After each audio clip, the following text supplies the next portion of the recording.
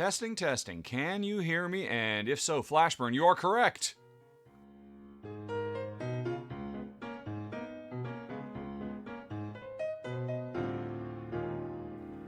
Okay, so sound is working. I just can't hear myself in my ear. Why is that? I have 6 minutes and 41 seconds to figure it out.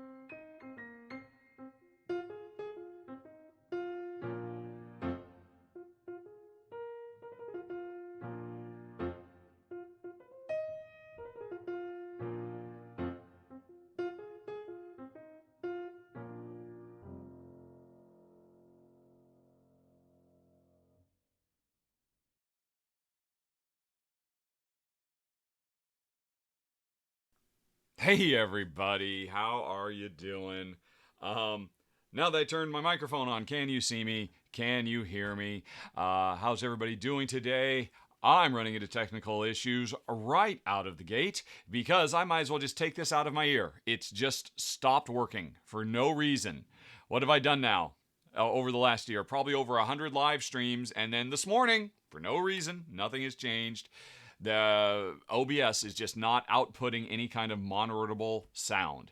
So I guess I will just get rid of my earpiece, which means I cannot hear if you folks start deluging me with, hey, listens, and all the various and sundry effects. Actually, I'm going to put it back on, and if somebody subscribes or follows or something like that, maybe those sound events will pop up. Probably not, though, because I could not hear the intro music. Wow. I did not hear that. I just had to say, wow, myself. Thanks for trying with the wow sticker there. Yeah. Boy, that is super annoying. I feel really, it's amazing to me just how incredibly disconnected I feel from you. I did not hear that resubscribe. Thank you, Flashburn. Oh, and by the way, thank you to Romoto77 and Kernal Ben, who both subscribed sometime over the last week while we were offline. And thanks to everybody who's been following recently, too. That is all very nice. Oh, and thank you, Flashburn, for resubscribing for the sole purpose of testing. You fell for my clever trap. Now I can reveal I can hear everything just fine. Except, no, I can't. It's so weird not to hear myself echoing in my ear while doing this. It is literally freaking me out. But it's not working. I would be willing to bet anything that this is a case of, oh, reboot and it'll fix it. But if I reboot, that shuts the whole thing down. I'm not going to bother with that. I'll just have to play it like Ruel plays it. You know what I could do? I could actually put the live stream in the browser, right? Which is, so I can hear myself like with a 5 to 6 second delay. That would freak me out. Yeah. Okay. I'm going to do that. I'm going to turn it really low volume, though, because that's incredibly distracting. If I, there I am over there, so I'm now listening to myself. But, and here comes the layers within layers within layers. That's all very silly. Yeah, mostly I just want to be able to hear if there's an event that I need to know about. Right, so that is literally, all right, okay, 1 Mississippi, 2 Mississippi, 3 Mississippi, 4, 3 second delay in my ear of me now. Let's see how that works. Let's see if that doesn't make my head completely explode. Oh my gosh. Okay. So, hey, welcome to the show, everybody. Nice to see you, Kabuki and Goblin and Flashburn and Tibby Baloo and, Anna, an A1. First timer, chatter, an A1. Glad to see you here. And, yeah, cannot wait to open up this box. This has literally been on my shelf for almost a week in the shrink wrap, and I was kicking myself because I promised. Oh, I heard it. A Risings, thanks for resubscribing, A Risings. 3 seconds late. Oh boy, that's going to be driving me crazy. But anyway, yes, I've had this. I've wanted to open it. I've wanted to fondle it, but I said, nope. I'll do a live unboxing on Tuesday. And I've just been having to wait the whole time. Hello, Daedalus. Hello, Bass One Mo. Hello. Also, little brother, you should, has your avatar shown up now? Yep, I see you. I see your little orange avatar down there. Like I said in the pre-chat, when the show's not live, the stuff doesn't work, but you should be able to customize yourself now. The menu should work okay. Oh my gosh, that is driving me absolutely bonkers crazy. But that's okay. That's okay. I might stop when I actually have to start recording my podcast and all the rest of it, because that is really weird. But maybe I'll get all used to it by then. Corthane, I also hope your week is going all right also. Let's see here. So, You've been very patient. My technical issues are not your issues. You're here to watch me unbox this. So let me bring the camera on over here and let's start unboxing. Provided the camera hasn't crashed, of course. Where's my overhead? Bloop, blew. There we go. All right. Here we go, folks. Revive, the latest from Aporta Games, and a design, not a duo, not a trio. What's the quad? What's a quo? Four designers, Ostby, Christian Ostby, Eilif Svensson, but also Helga Meisner and Anna Vermlund. And as I understand it, the development of this game this has been in development for 4 years, and it's mostly been Christian, Helga, and Anna working together. And then for the last year, Eilif has come on board, once Aporta got involved and helped them finish it up. So, like I said, this is probably one of my most excited games for the remainder of the year. I can't wait to open it. I can't wait to play it. Jen is getting back at 6 p.m. tonight, and we are playing it tomorrow. She's been gone for 2 weeks to England, and it comes with, well, actually, all right, enough of all that silliness. Let's get going. My plan, however, is play this at least 5 times over the next 3 or 4 days, film it this weekend, and then come Monday, oops, I just knocked my garbage can over. Come Monday, put it in the mail to Jeremy Howard of Man vs. Meeple, because he's potentially even more excited about this than me. And so you'll be seeing some coverage from me of this in the very near future, and Man vs. Meeple as well. All right, so we've got some cards which represent the denizens of this far-flung future who can do various and sundry things for us. Hey, Kabuki, do you like how I say denizens instead of denzians? Remember how I used to always do that all the time and you used to make fun of me? Right. Looks like, oh, okay, I think this is the same set collection of characters and cards, but for different players. Oops, that went my green screen. So, but these cards are what drive the game, and that's what makes me very, very excited. Let me go on ahead and get all this stuff out of the way for a second. Alrighty. Revive. Do not punch any tiles from the red punch boards before you're told to do so, because the game has a 5-chapter campaign you can play through, and some of the game features, more advanced game features, will get unlocked while playing. But, let's see. It's a nice looking rule book. I'm sure it's all very well done. I don't tend to find that Aporta lets us down in that regard. Including an excellent summary of symbols on the back page. Nicely done. And, right, so, wow! Talk about an easy punch. This just lifted right out. Leaving these two... I don't think we are individual characters. We are clans. Basically, it's 5,000 years in the future. The apocalypse has come and gone, and we are in one of those, wow, the ancients. Remember the ancients? The ancients are us. And all their crazy magical technology, we should figure out how to get that stuff going again. And we're so far in the future that we barely look human. We've moved on so far. So I believe these are a bunch of artifacts that we can find of the ancient world. And then, all right, okay, yeah, so these are the terrain tokens. They're very important when we get to the board. And these are machine upgrades, because what we're trying to do is build the best machine. Machines making use of the world, because apparently the world's been in a deep freeze for generations and it's finally starting to thaw.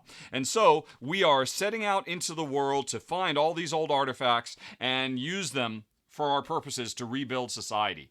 This is a very nice double layer board. Looks nice, feels nice. Oh wow, yeah, really good. And this is a player board, so everybody gets one of these, right? Yep, okay. So, and then here's the board. Let's come back to the player boards in a second. Boop. And then, looks like... Oh no! I punched the red! I wasn't supposed to punch the red. I just punched the red. Let me fix it. Don't tell Aporta.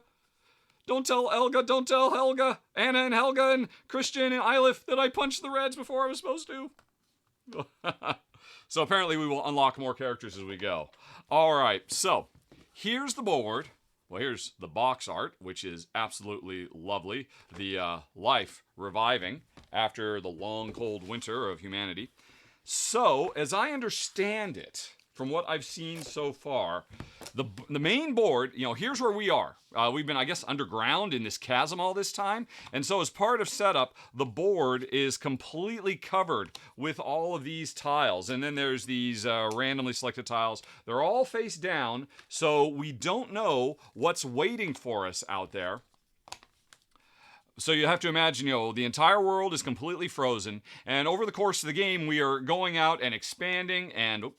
that one's not too side. Or going out and expanding and basically finding land that we can convert. Farmland and forests and old ancient cities and stuff. Although to flip these, we require certain aspects. So this is what's happening on the main board. And I guess there's kind of an area dominance, area majority thing because we're trying to spread out, trying to get to these big ticket items down here, but actually putting all of our buildings that we can invest in to start, building up our infrastructure, our agriculture, our ability to generate food and energy, and figure out how all the machines of the old ancients worked.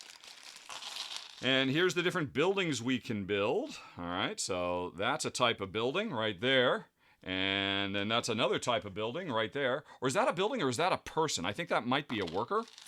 Yeah, no, because clearly workers are these adorable little super tiny little half-sized meeples.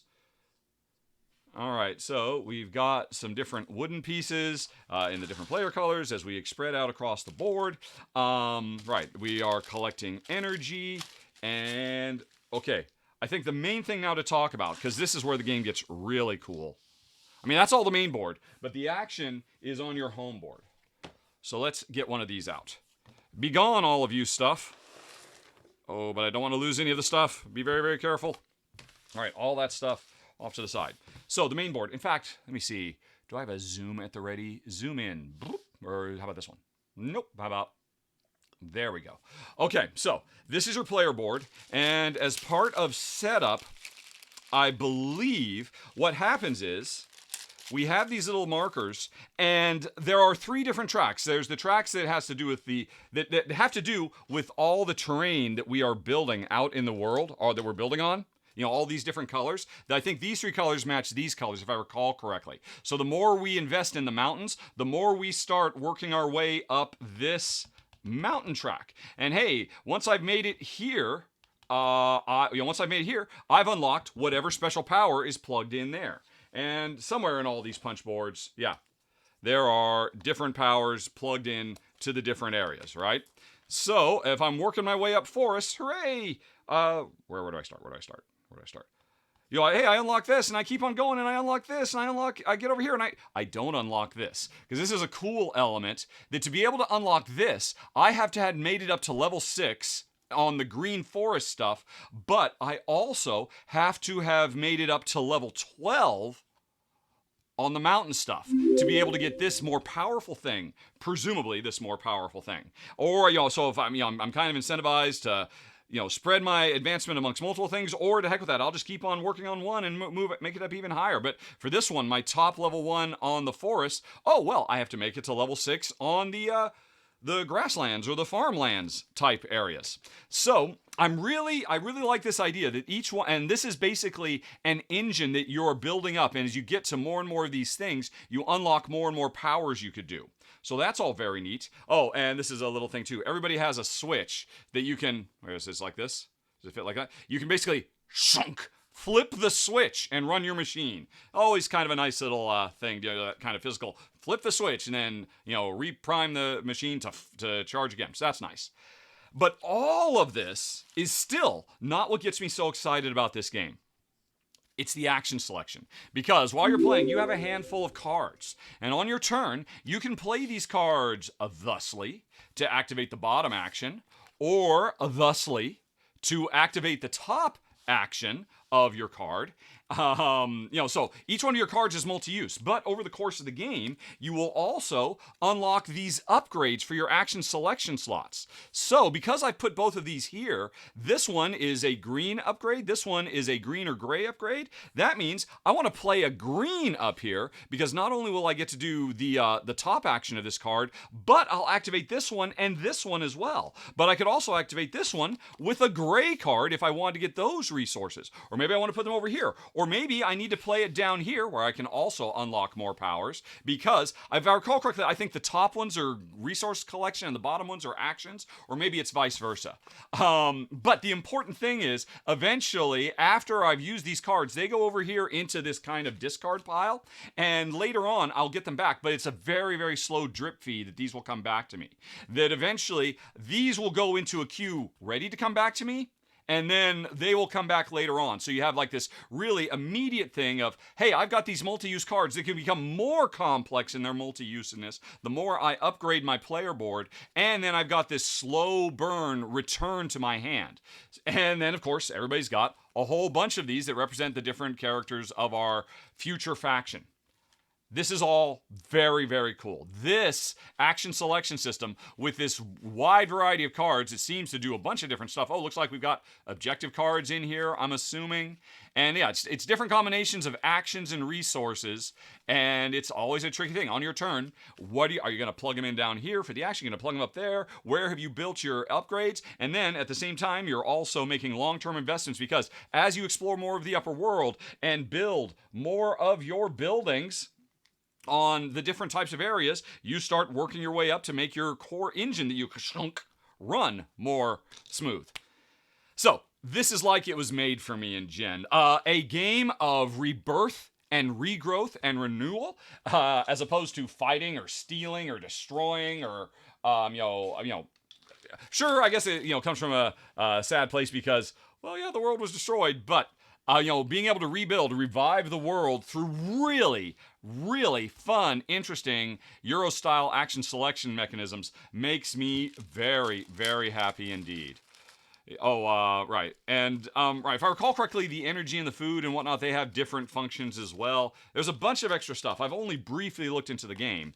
But this afternoon, I will be reading the rules so that when Jen comes back tonight, she will agree to play this tomorrow so we can start playing. And unlocking. Oh, whoop, hey. Unlocking all this stuff. I've already cheated. Oh, no. I've already knocked stuff out that was not supposed to be broken out of here. I'll be careful. I'll figure it all out. I'll put the... Well, heck, I recorded myself what I was doing, so it should be fine. Alrighty. And what's that? Blunderbuss. Hey, Blunderbuss. Thank you for rating. That's very nice. I'm so sorry to say, we just finished the unboxing of Revive, the latest game from Aporta, with really, really cool components, really excellent Euro-style gameplay that I'm very excited about. I'm sorry, Blunderbuss, you had to get here sooner, because we got to move on to the next part of the really big show. All right. And let's see. Happy is here. Thank you for resubbing. A-Raisings, thank you for resubbing as well. I'm in a weird situation. I cannot monitor myself. I cannot hear events. So what I am doing, for some reason OBS just stopped making noise this morning.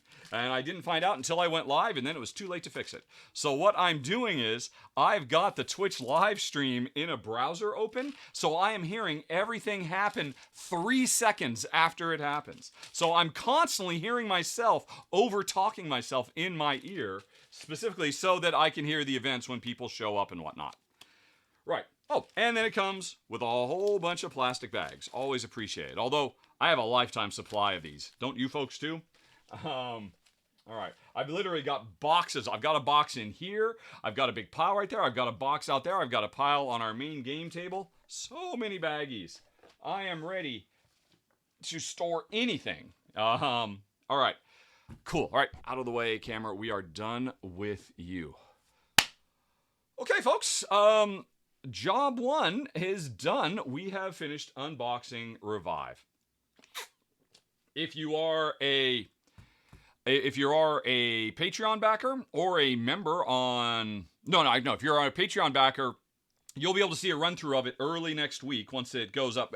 Patreon backers get to see my videos sometimes weeks, sometimes even months early. And because I hope to get filmed by this weekend and then send it to Jeremy Howard of Man vs. Meeple so that they can cover it too, because Jeremy's so excited about it. Hi, Jeremy.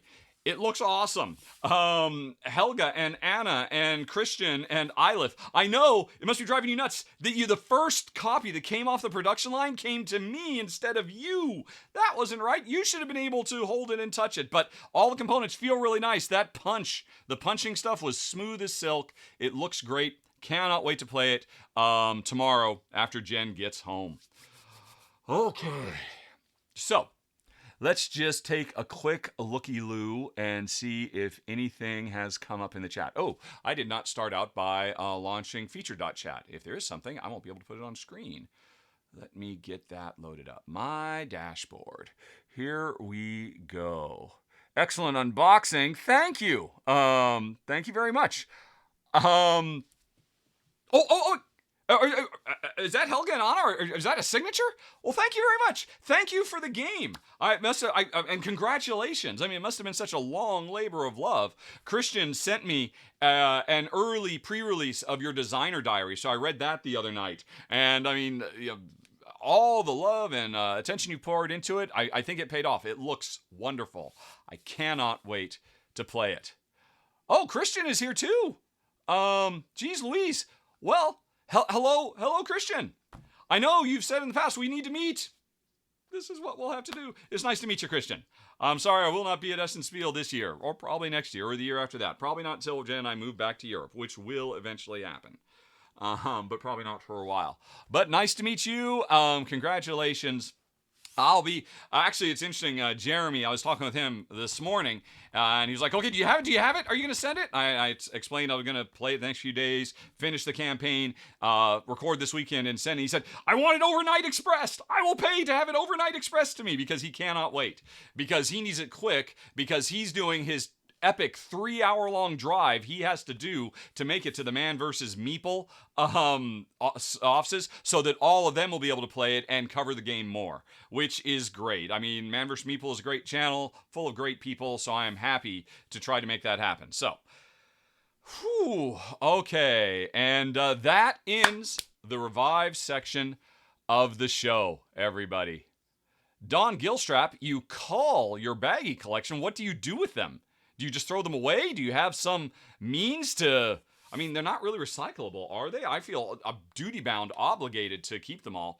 When I left Malta, I had a garbage bag, a large multi-gallon garbage bag full of them. Because, that I'd built up over the space of a decade of gaming. And I felt silly bringing it back. And I was talking to Gordon Kalea, who is a Maltese board game designer and video game design professor. And he said, hey, I'll take them. I can use them. I can use them for my students in my classes. I can use them for all our prototypes that we send all around the world. So I'm like, oh, thank gosh, I finally got rid of all these things. But now that I'm back in the States, I am starting to build up. I wouldn't say I have a garbage bag full worth yet. Maybe like a quarter garbage bag full, maybe. Hey, iCupboard, I wave back to you. Hey, Fem Sensei. Oh, wow, that's a good use for them. If you have your friend sells individual Lego pieces. They must do some kind of art on them or put stickers on them. So, of course, you obviously need some to send around the world. That's pretty cool. Okay. Let's see. Oh, and Kabuki. I am very sorry to hear that. Yeah, let's see. Oh, my gosh. Oh, I'm not sorry to hear that. I need to read the entire... Congratulations. That is wonderful news.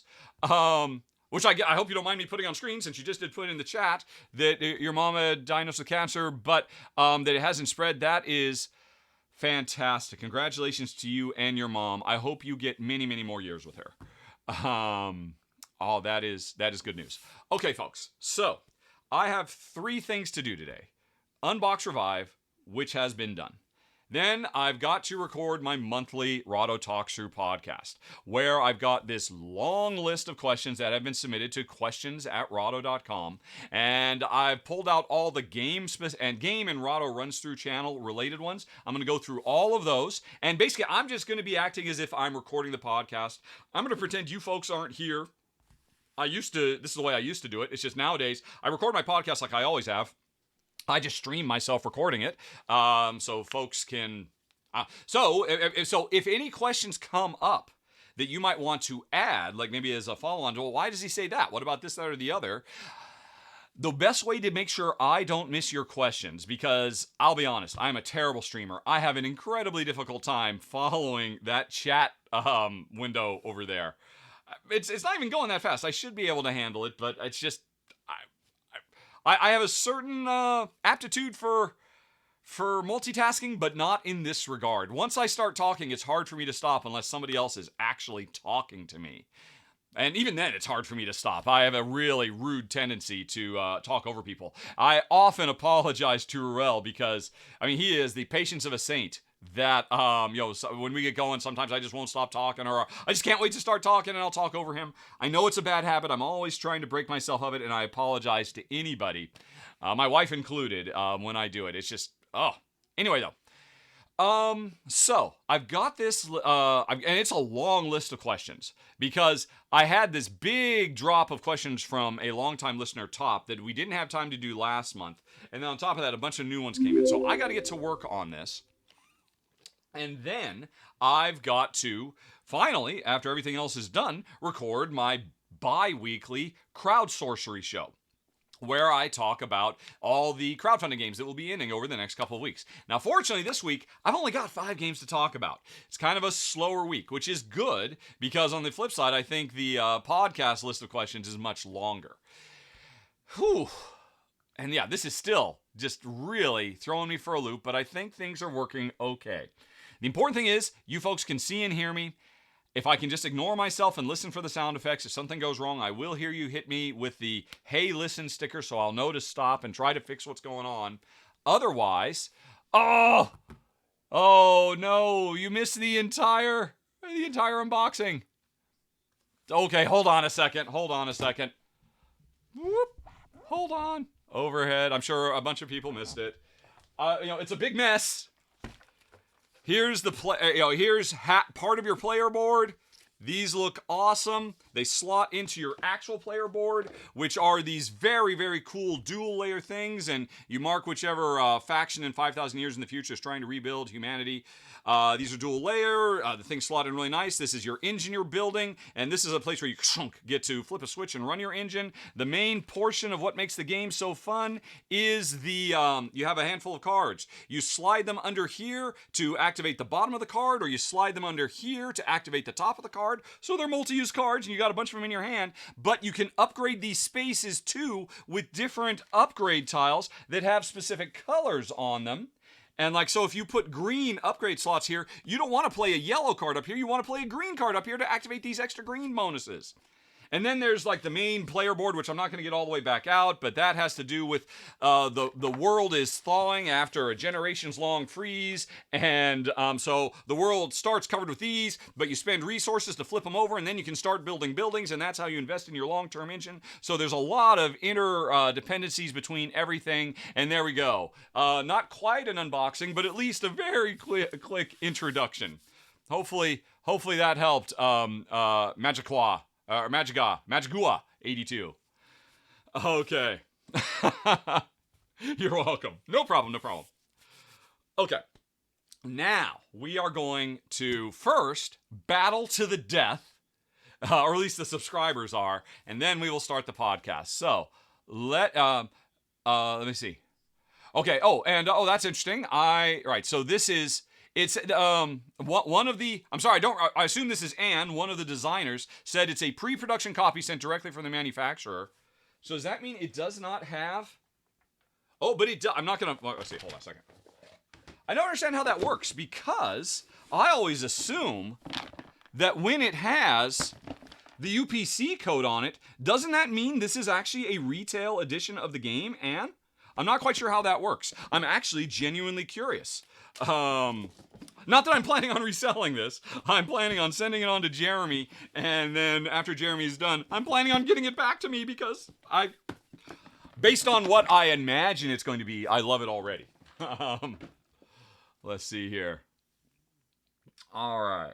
Yes, and I guess Anne wanted to point out, definitely worth... The game is going to be available for sale at Eschenspiel in early October, and I imagine they'll have it for sale online at some point after that. So if you're not going to be at Essen Spiel, make friends with somebody who is, so they can mule you back a copy. Because I would bet you money this is going to be one of the, hey, boom, sold out. Maybe it's one of those ones that people are running to every morning and they have to do 50 a day. I'm not quite sure. Although Essen doesn't really quite do that, unlike Gen Con. Okay. Let's see. iCupboard, I see you have a question, but I'm going to say, send that question to me again, starting with a question mark, so it will go into my question queue, so that I don't miss it. Because I'll try and do some Q&A with you folks after all the main portions of the show are done. But pre-production, it means the manufacturer has digitally printed a handmade a single copy. As I understand it, the process is different. Okay. All right.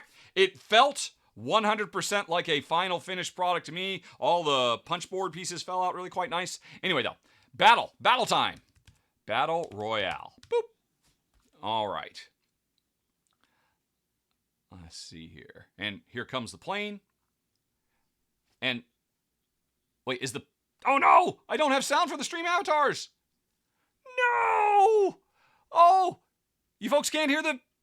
Oh!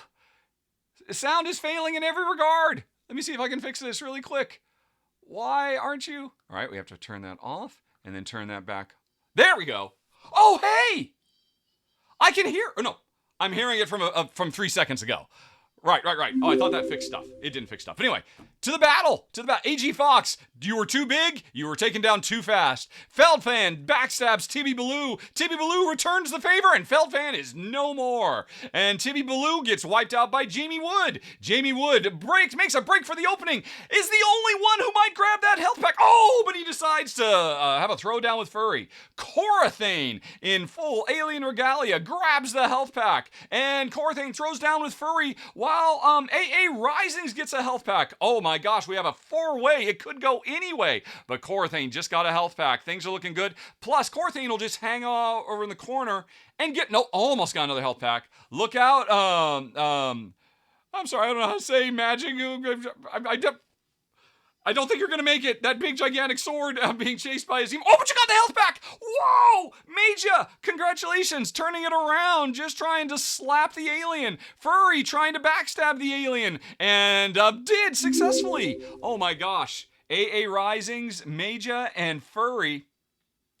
AA Risings has got half health. Wow, this is going on quite a bit longer than normal. AA Major gets another health pack. All right, it's down to the finals. Who will win? Cute little orange smiley face versus spiky-haired wand? And what's it going to be? Oh my gosh, it could go either way. One more hit. And, oh, Major, you almost made it. That was so close. I thought we might have had our first... Oh, there were no survivors and everybody wiped everybody else out. But apparently not. Okay. Phew, that was very exciting. Adam Gray, cheers, with 700 bits. Thank you, Adam. That is very kind and generous of you. But it makes perfect sense, because that was an exceptionally dramatic showdown. I saw Nazgoth showed up, but a little too late. He briefly appeared on the battlefield, but then disappeared just as quickly, because apparently you cannot jump in midway through. Is there any chance... Let me mute. All right, can I still not hear myself? Nope, I still can't hear myself. I'm still hearing everything 3 seconds delayed. Whew. Alrighty, well, I will just muddle through as best I can. All right. Then, one last sippy sip, and I put on screen the reminder up there, letting everybody know that if you have questions, start your question with a question mark so I won't miss it, so it'll be in the queue. And while I'm filming the show, I won't really be doing much in the way of back and forth, even more so than normal because I can barely hear you. So, let's get to it. Where is my Word document? Okay, so this is basically a Word document. It's a collection of a ton of questions that I am going to go through right now. And then there's game questions for Jen, which we'll do tomorrow. And then we've got a bunch of personal questions.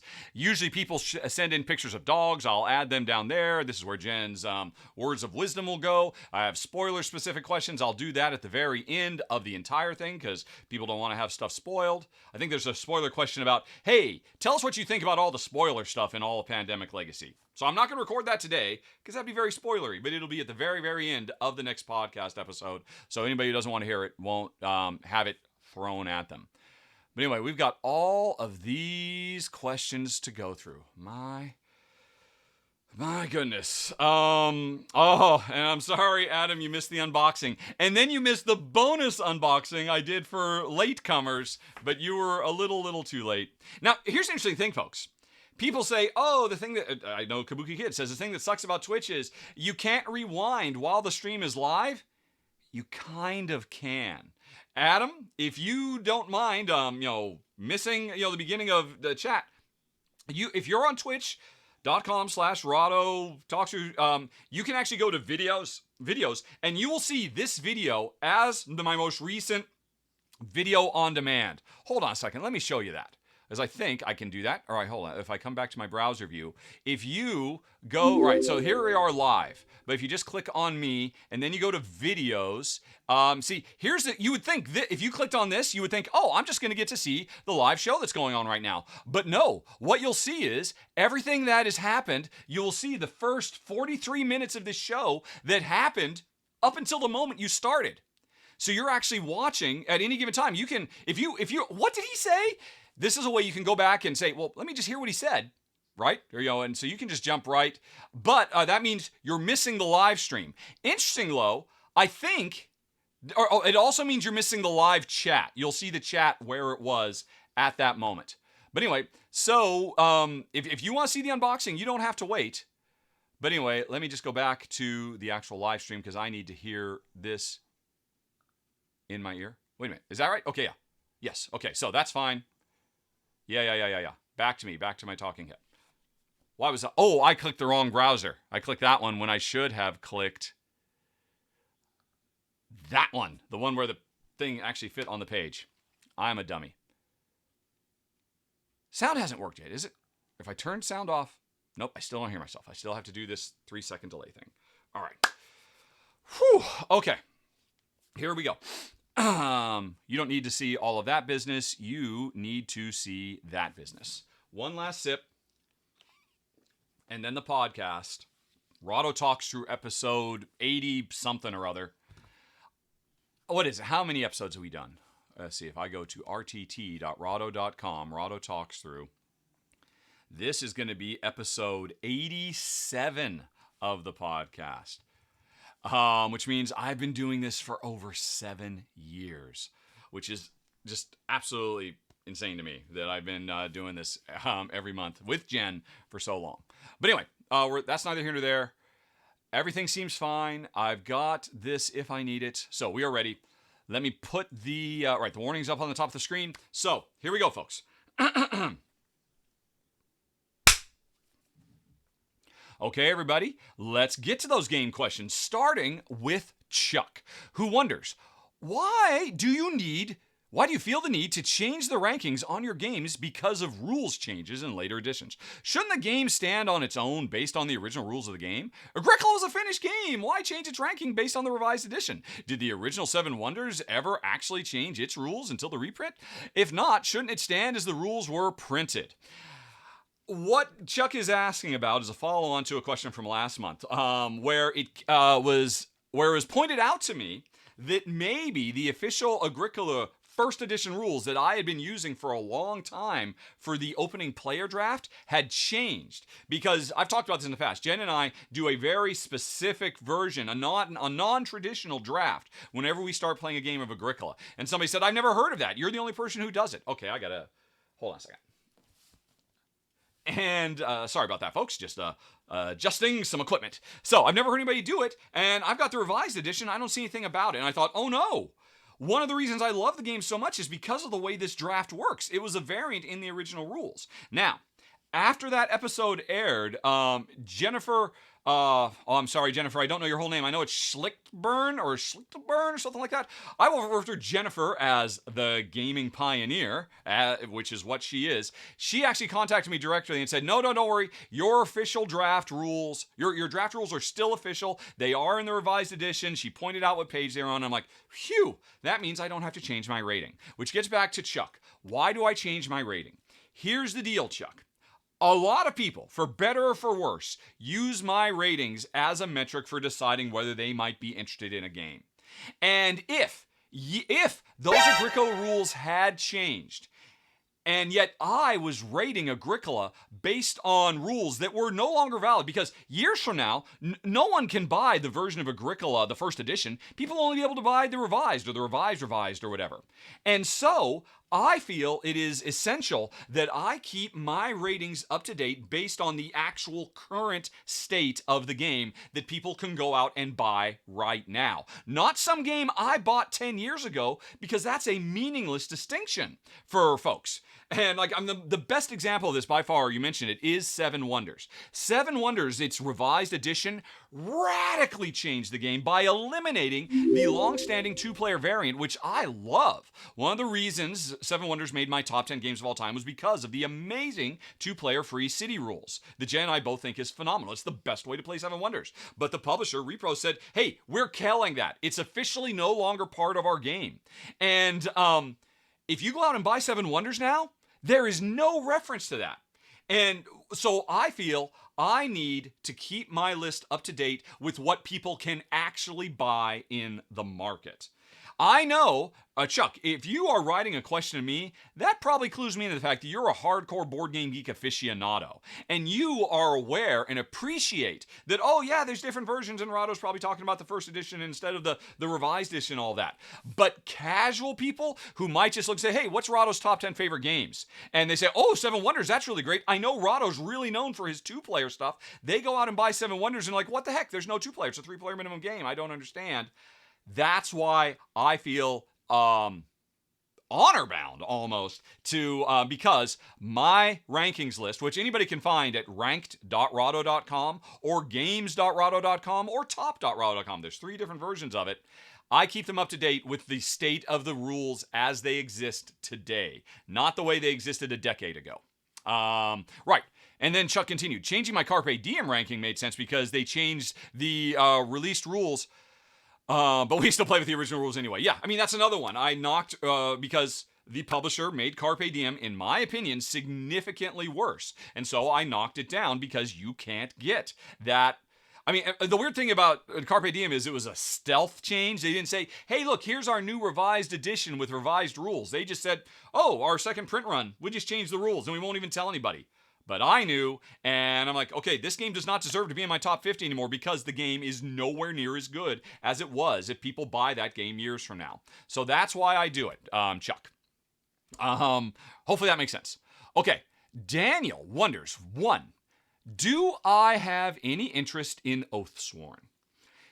Yeah, I'd say so. I'll tell you what really makes me interested. Oathsworn, for folks who don't know, is a cooperative boss battle game, which is predominantly focused on, hey, every time we sit down to play, we're going to fight a big, gigantic monster and some minions and whatnot, and it's just all focused on this big boss fight. I believe that's the case. I think maybe they have a little bit of adventure-y stuff, but really the heart and soul of the game is boss battle after boss battle after boss battle.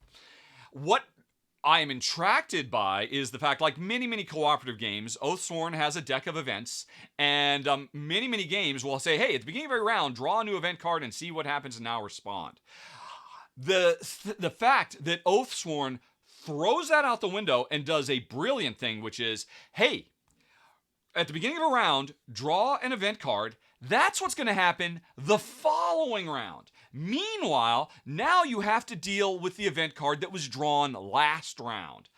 That I love, and I wish more publishers would do it because it means less random variants where, oh, well, there's no way we could have prepared for this, and oh, we were just kind of screwed, and more long-term strategizing. Okay, we know we have to deal with this right now. Oh, there's an opening, I can hit him in the left ear or whatever, but we know what's happening next round. Next round, he's going to heal, so now is not a good time for me to do this. I should wait. That extra level of strategizing the game gives you by simply letting you know a round ahead of time what the events Advance cards is going to be is phenomenal. And quite frankly, any game that features an event deck should do something like this. Most famously, the first game I ever saw that did it was The Captain is Dead, where it's a cooperative game where you're kind of on a Starship Enterprise kind of situation. And as long as your ship's sensors are up, you actually get to see what the next 3 events are in order, because your sensors let you know what the enemy ships are going to be doing. And that's brilliant. But then when your sensors go down, it's terrifying, because suddenly all those disappear and then you're flying blind. And you really feel how important it is. Really nicely done. And so that what excites me about Oathsworn. What I'm less excited about is, at the end of the day, I decide now is a good time to stab the gigantic demon tortoise in the ear, and then let's roll some dice and see how it works. Oh, I missed. And that's kind of disappointing. That's always a little bit less interesting to me. Now, there have been games, Roll to Resolve, where I overcome my distaste for it, but it gives me pause.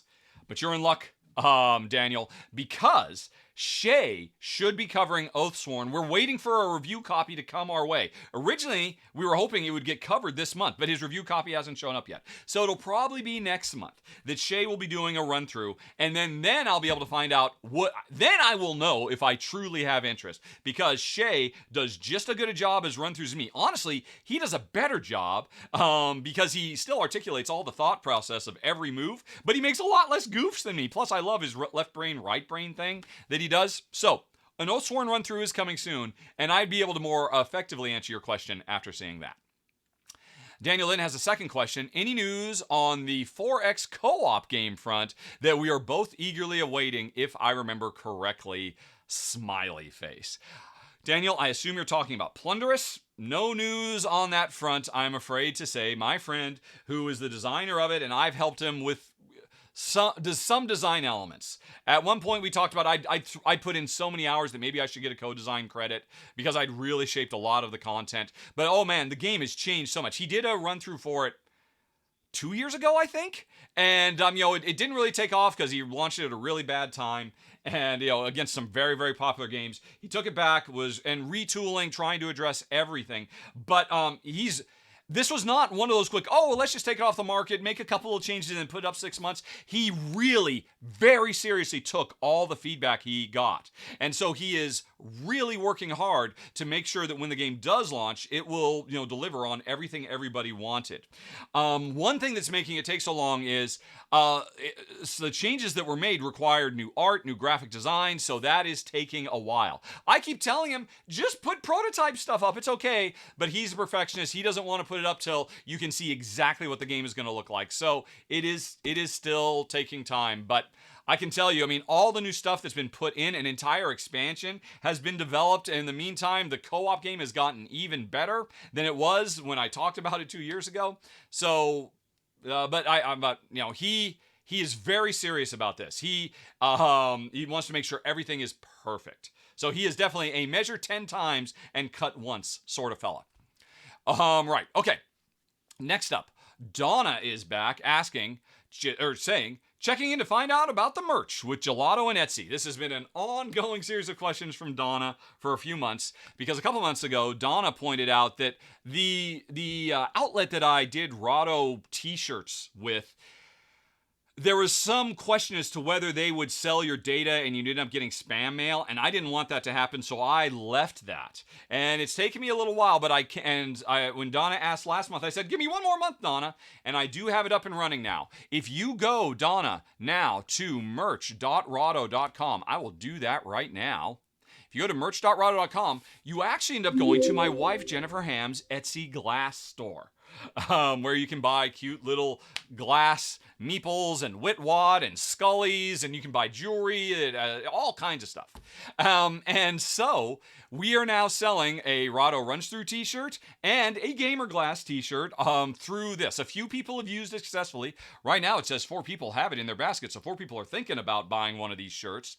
And that is the situation. Right now it's telling me, I know why it's telling me Australian, because right now my browser thinks I'm in Australia for reasons. So we are ultimately much more comfortable with this. What I did is I switched over to a service called Gelato that works with print shops around the world. So if you order a Rahdo shirt now, it will very likely be delivered from someplace in your country of origin, or at least in your continent of origin. So instead of taking 6 to 8 weeks to get to you and charging a ridiculous amount of money in shipping, it'll show up in a week, and the shipping will be very, very low. Super cheap. And plus, they featured a shirt line, I forget what it was called, but it's a shirt line that focuses on zero sweatshop labor. That all of their stuff is produced in environmentally friendly ways with well compensated employees. So there's like no blood, sweat, and tears that goes into the making of Rahdo merch. So all that stuff together. By the way, I got the direction for all that from the great guys at Shelfside. After I saw they did a ton of research, and if it was good enough for them, it was good enough for me. So now you can buy stuff directly through Jen's Etsy store by going to merch.rahdo.com. And right now I don't have much. I've made a third one, which is a little cute Rahdo approved shirt. It's just got like a little badge that says Rahdo approved on it. I don't know what to do. I am definitely open, folks, to suggestions or feedback. What do you want to see in a Rahdo merch store? Some people have said they want to see a shirt that says, "Hey, everybody," with my Rahdo logo. Would there be interest in that? That makes sense. Is "Hey, everybody" my catchphrase? Some people say it should say "Cool, cool, cool," because I say "cool, cool, cool" a lot. I don't know. I'm definitely open for feedback, but it is now working. I've done a few test runs. Ruel got the first ever one, and he wore it at Gen Con. And he said it was comfortable. It fit perfectly. So I'm pretty happy with the results. And yeah, that is the situation, Donna. It's up. It's running. You should not have to worry about your personal data because Jen controls all of this through her Etsy shop. And we're good to go. Now I just need ideas for what to put in the shop. So I put that back to you, audience. Let me know what you think. Okay, moving along, we have got Joseph. Joseph currently only possesses the base game of Dominion. And I am wondering, continues Joseph, what necessary expansion should I pursue? I'm honestly a bit overwhelmed with all the content available. I also wonder if I should still develop a Dominion collection, considering I already have several other deck builders in my collection. Oh, that's a good question. I've got one answer for you. Joseph, do a search on YouTube or Google for Rahdo Dominion Top 10. And because a couple of years ago, I did my countdown of, at that time, it was actually a top 10 plus one, the 11 expansions that were available. And I break them down into what I like about them, what I think the relative strengths and weaknesses are. Now, since then, 2 more expansions have come out, Menagerie and Allies. Menagerie, somebody asked me before, Menagerie would probably make around number 4 or number 5 on my countdown list.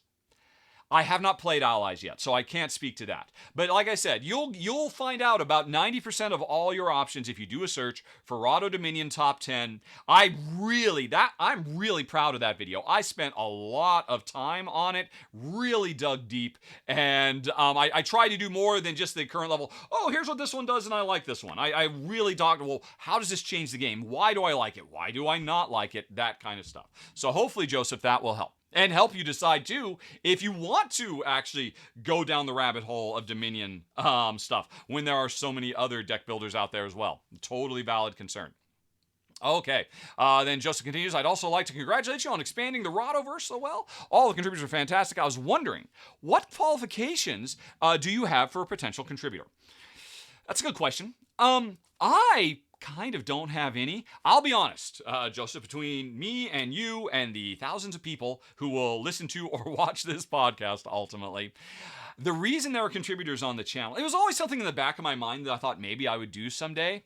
But 4 years ago now, give or take, a longtime friend of mine who had been pressuring me for years. He was just on the sidelines watching how I was doing the show, and he said, you should really start treating this more professionally. You should be charging for doing Kickstarter previews because you're the only channel in the industry who doesn't, and all the other channels hate you for it. And this is true. I actually used to get hate mail from other channels saying, please stop doing this. You're running us out. You're the biggest one and you don't charge, and so you make us look bad. And I'm like, but I'd always kind of pushed back on it, but then I moved back to the States, and I had to take care of my mom. Jen has to help out with her. There's a lot of stuff going on. Our cost of living skyrocketed through the roof when we suddenly didn't have government-provided health care because we weren't living in Europe anymore. And I finally said to my friend, okay, I do need to start treating this more professionally. You do it. You've been pushing me for so long. You do it. You become my channel manager. So I have a channel manager, and so anytime anything new happens on the channel, you have him to thank for it. Now, I'm not going to say his name because he's very shy. He wants to be the guy behind the guy. He does not want any publicity whatsoever. But he's the one who said, you really need to start getting more voices on your channel. And he found Shay. And, I was kind of aware of Shay. I think I'd seen one or two of Shay's video, but, he thought, I think Shay could really do it because of Shay's acting background. He's a trained improviser in LA.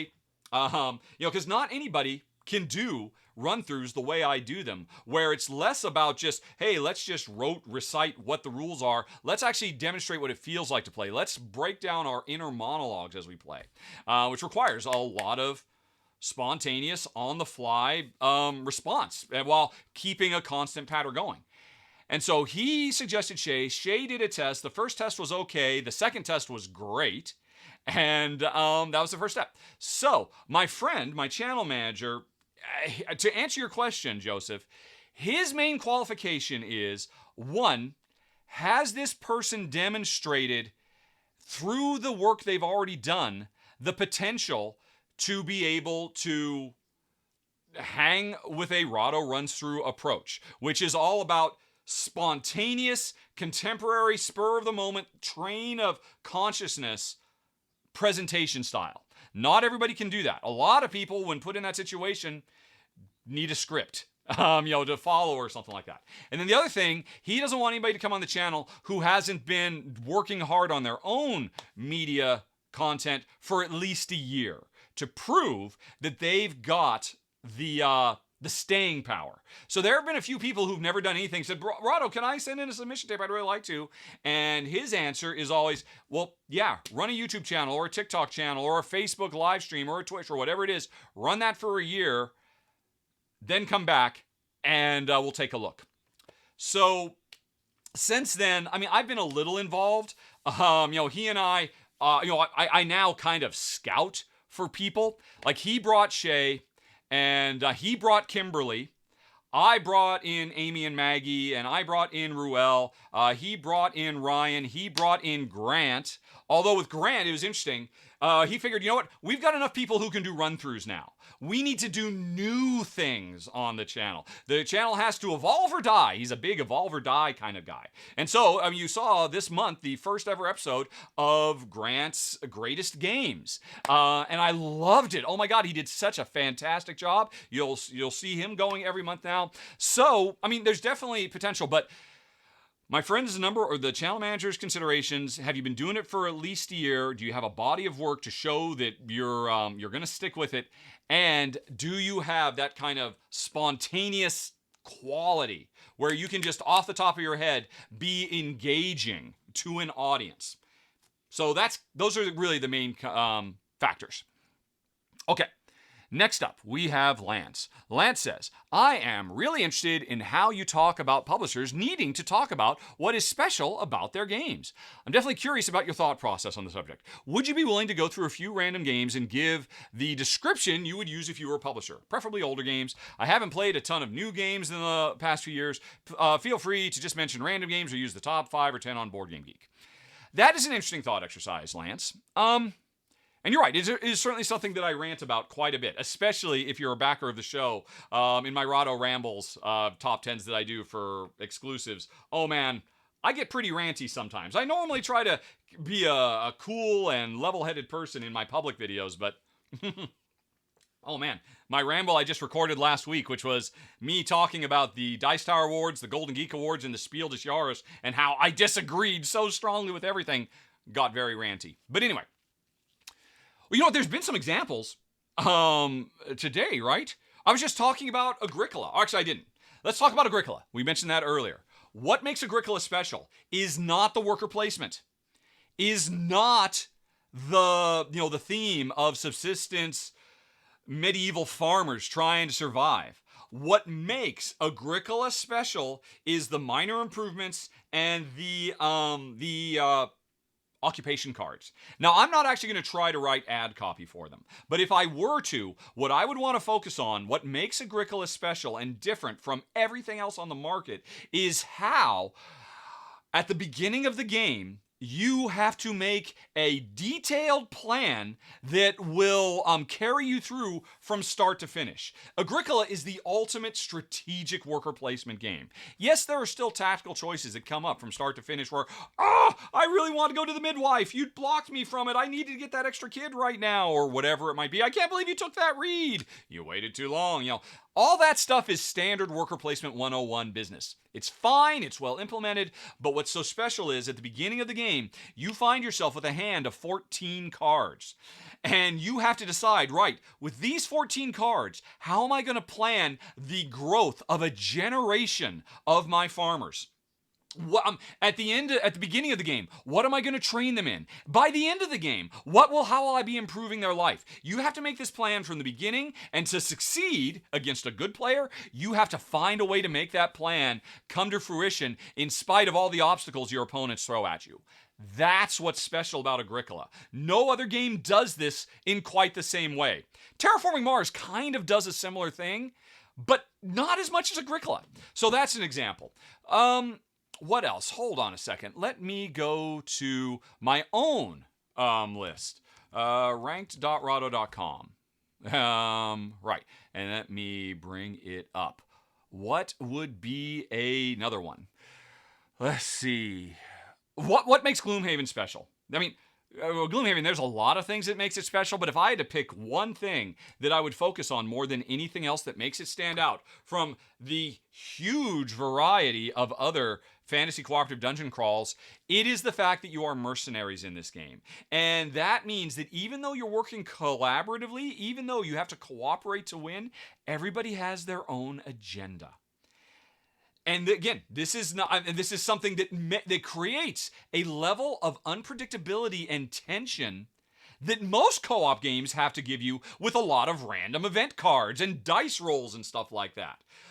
Gloomhaven is so special because the unpredictability of outcomes comes from the human beings that play with you.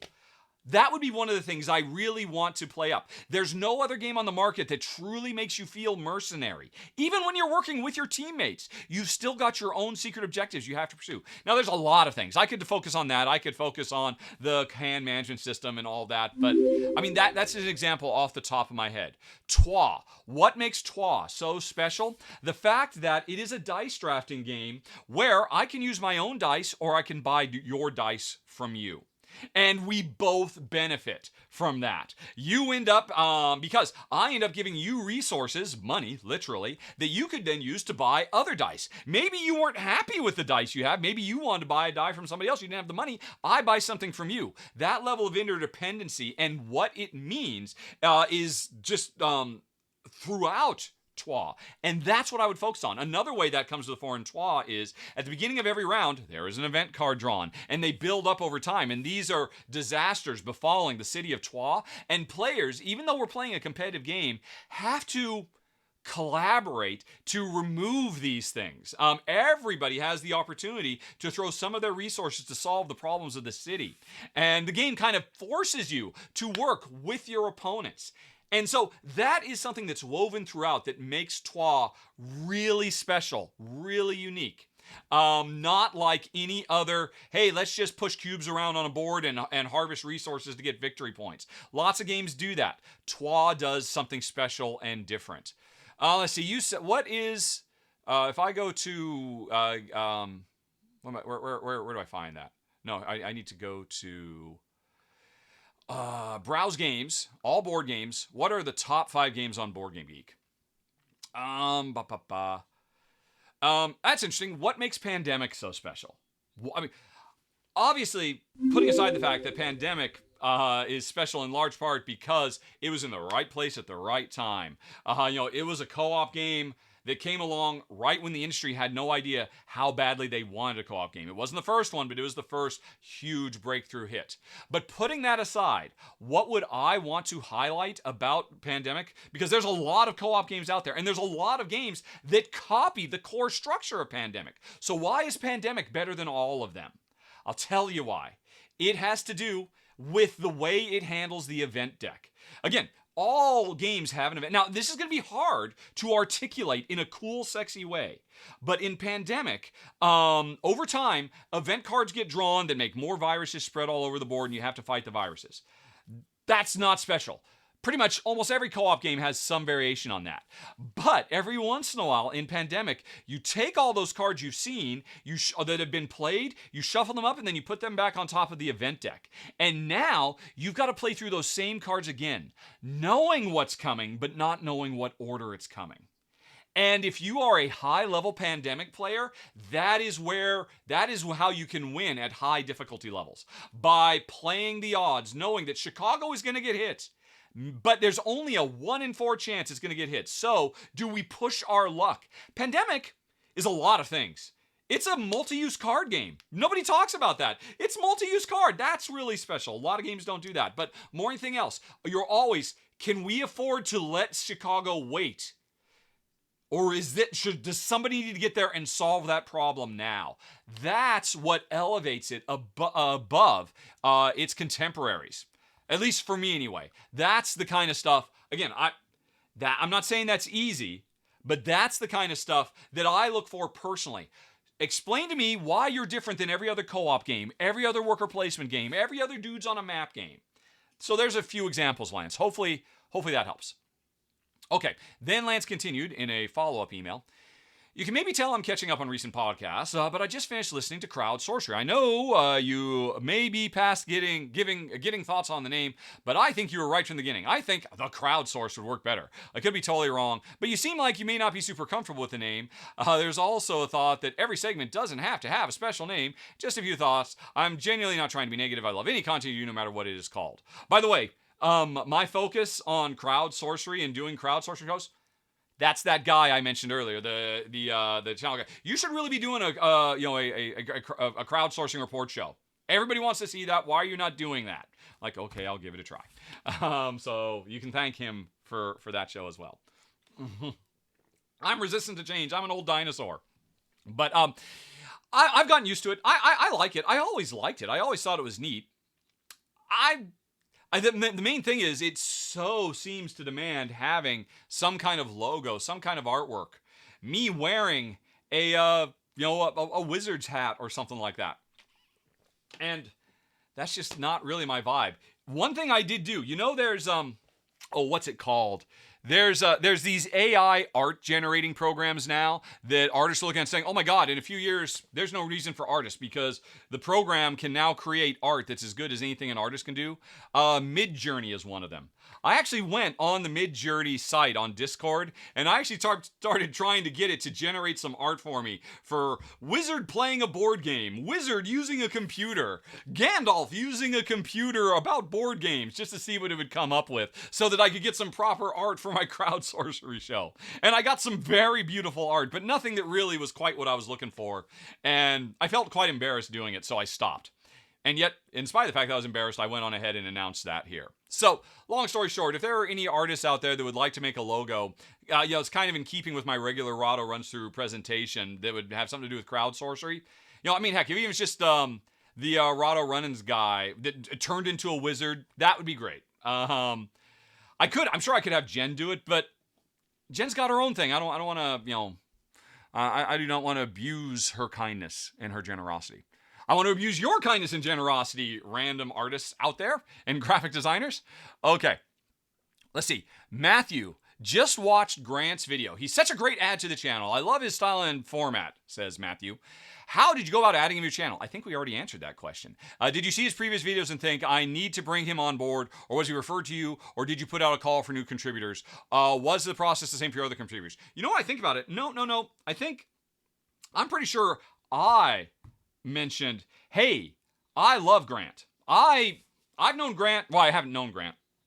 I have done some online chats, video chats with Grant over the last few years. The biggest one was he and I played a game of code names on an amazing Twitch channel run by Tim Riel. I think it's like twitch.com/Tim underscore RIEL or something like that. You can probably find it if you just do a search for code names on Twitch. And you can find this episode that Grant and I were team captains. It was me and Shay versus Grant and a very funny female stand-up comedian that Grant knew. And we had a great time. So I've kind of online chat known Grant for a while. And I've been a subscriber to his channel, Grant's Game Rex, and I thought it was fantastic. And I was, we were talking about, well, who should bring on next? And I thought we should really consider Grant. I mean, he's a professional stand-up comedian, and he's a really good one. I think he could kind of do this. And I was thinking he could come on and do run-throughs. But my channel manager, getting back to that earlier question, said, yeah, he could, but let's see if we can have him do something else. And so and he and Grant, I guess, brainstormed some different ideas. And Grant's greatest games, because I love alliteration, I won't deny it. It's my Marvel upbringing. Thank you, Stan Lee, for instilling a love of alliteration in me. So Grant's greatest games came from that. So it was kind of organic. Do I have a target in mind for the number of contributors I want to have? No. But one thing that's very important to me is that I pay my contributors very well. So there is an upper limit to how many contributors I can afford to have, because nothing makes me happier than the fact that Shay is literally making a living off of my channel plus his own channel. After the initial lockdown ended, he didn't have to go back to part-time bartending. Because of the additional income he gets from me. And I hope that for everybody. I mean, Kim is a successful English professor. So Kimberly does not need, she's just doing my channel for fun. Amy and Maggie, they've got, they're professionals too. They do not need the money. But I still want to pay everybody very, very, very well. Such that makes them stop think, maybe I should do this professionally. Because they're all fantastic. So that's a big limiter, because Rahdo Runs Through still pays for me and Jen. Now, of course, I have gone through some very hard times recently that I've talked about in the last episode of the podcast. I won't go over that now, because I don't want to start crying on camera. But it does mean Jen and I have fewer financial obligations. We have more money on hand. And so that means, hey, maybe that's more money for more contributors to the channel. That's kind of my first thought as to how can I turn that tragedy into something positive. So we'll see as time goes on. But yeah, no hard limits. Again, this is all a very organic thing as opportunities pop up. But we do not have any kind of formal process in place at all. How do sponsors and publishers feel about having contributors play their games instead of me personally doing it? Well, they choose it, because here's the deal. When a publisher contacts us about covering a game, and mostly we're talking about a preview of a game that's on Kickstarter, right? That's what we're really talking about here.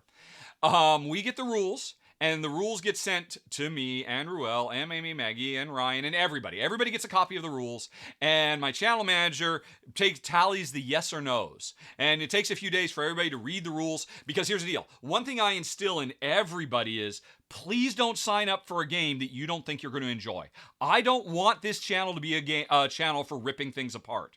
I want this channel to be a thing that is nothing but a celebration of games and how great they are. There are plenty of other places you can go to hear people rip developers a new one. I was raised, if you don't have something nice to say, don't say anything at all. Shay ran into this. Literally, the second game he ever said yes to, he had not internalized that lesson. I read the rules and said, yeah, I don't think this is going to be a very good game. But he said, I'll try it.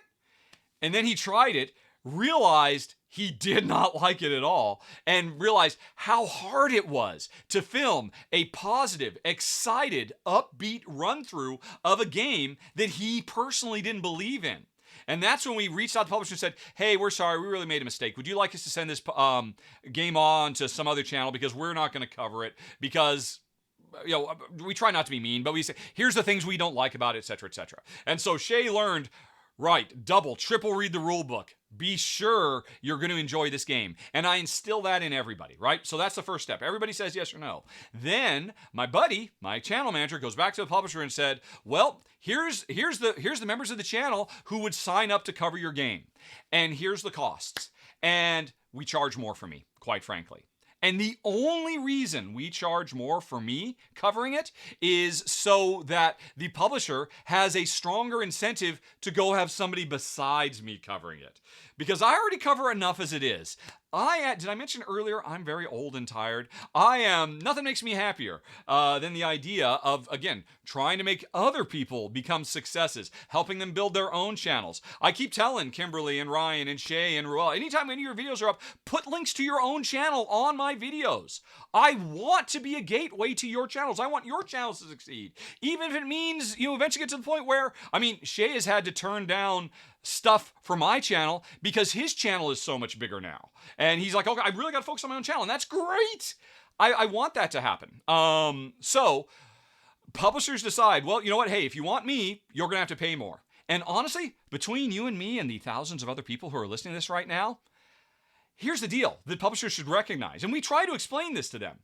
At the end of the day, Kimberly's going to get almost as many views if she does the run through as I do. I literally just put up a run through for a game that I covered on Kickstarter and one that she covered. They both went live the same day. And after a couple of hours, I'm only like 15% more viewers than her.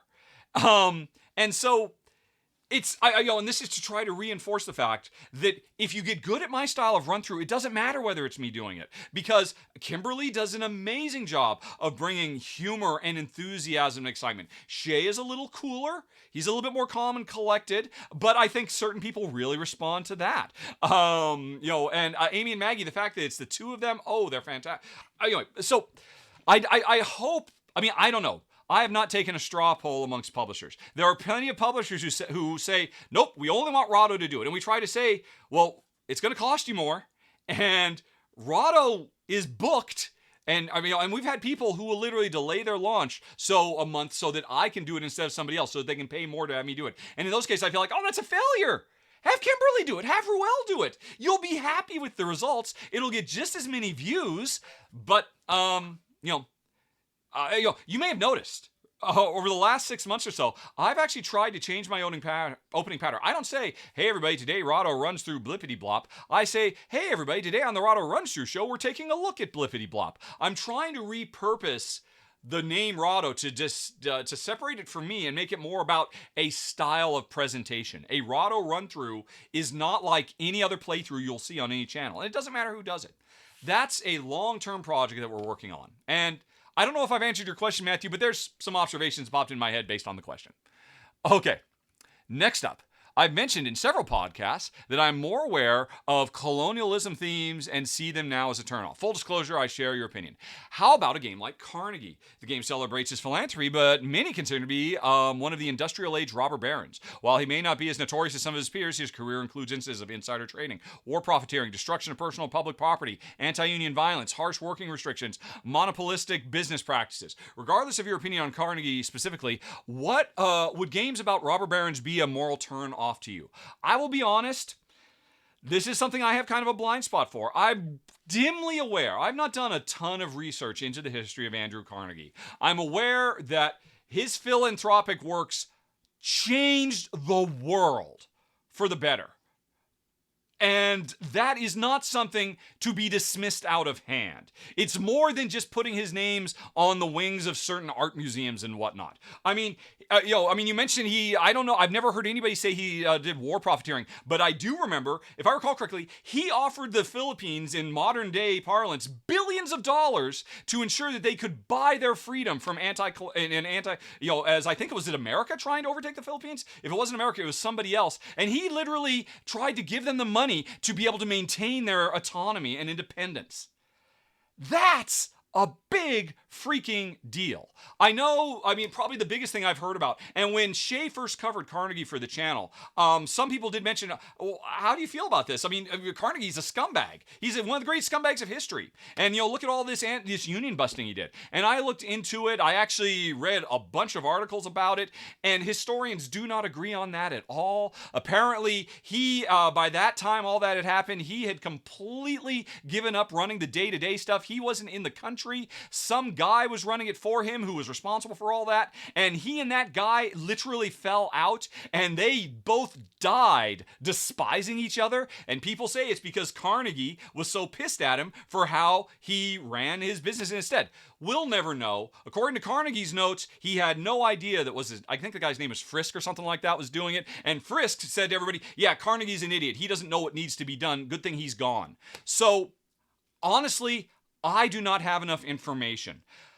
I do, on an instinctual level, look at it that somebody who was willing to do so much to give away so much wealth for the betterment of humanity, that maybe he wasn't perfect, but there was probably extra stuff going on there. And I will say, regarding the board game Carnegie, which I'm very excited to play because apparently it's one of the best designs in years. It's from Javier George, one of my top 10 designers of all time. I am disappointed that the developers did not take the time to really delve into that and bring that into the game. They really, like you said, focus on fairly benign industrialization, and then you convert that into philanthropy. Honestly, I wonder, should they have even put his name on the box? Was that worth it to bring, these open questions? I don't know. All I know is it's a complicated issue. I can certainly say I do not want to play a game. About your final question about what robber barons in general. I mean, every 18xx game is full to the brim of that, and it's all gone away. Every Martin Wallace train game. Heck, every train game, period, that in existence, even Ticket to Ride, we are partaking in, robber baron style behavior. Should we eliminate Ticket to Ride from the common vernacular? On some level, I don't know, but I feel that there is a different burden on developers to bring to the forefront compared to, games that are all about direct colonization and subjugation and destruction of indigenous culture. And that kind of stuff wears the evil on its sleeve more directly. But I think you make a good point that, maybe the game industry should be a little bit more forthright about what they're representing in a more traditional Euro as well. It's tough stuff. And I thank you for the question. Honestly, I don't have an answer. I'm sorry for that. And then we move on to Mike, who is a big fan of free radicals. Sadly, Mike hasn't been able to get enough people together who are willing to play a 4 or 5 player game. Me either, Mike. It seems like more players makes it more fun and interesting game. I believe you're right, Mike. My questions are concerning the expansion for free radicals. If a free radicals expansion is made, would I prefer additional factions for the 5 existing colors or additional colors? Oh, no two ways about it. Just those factions. I don't think you need additional colors. I can understand. The only reason you need additional colors is so you could push the player count even higher.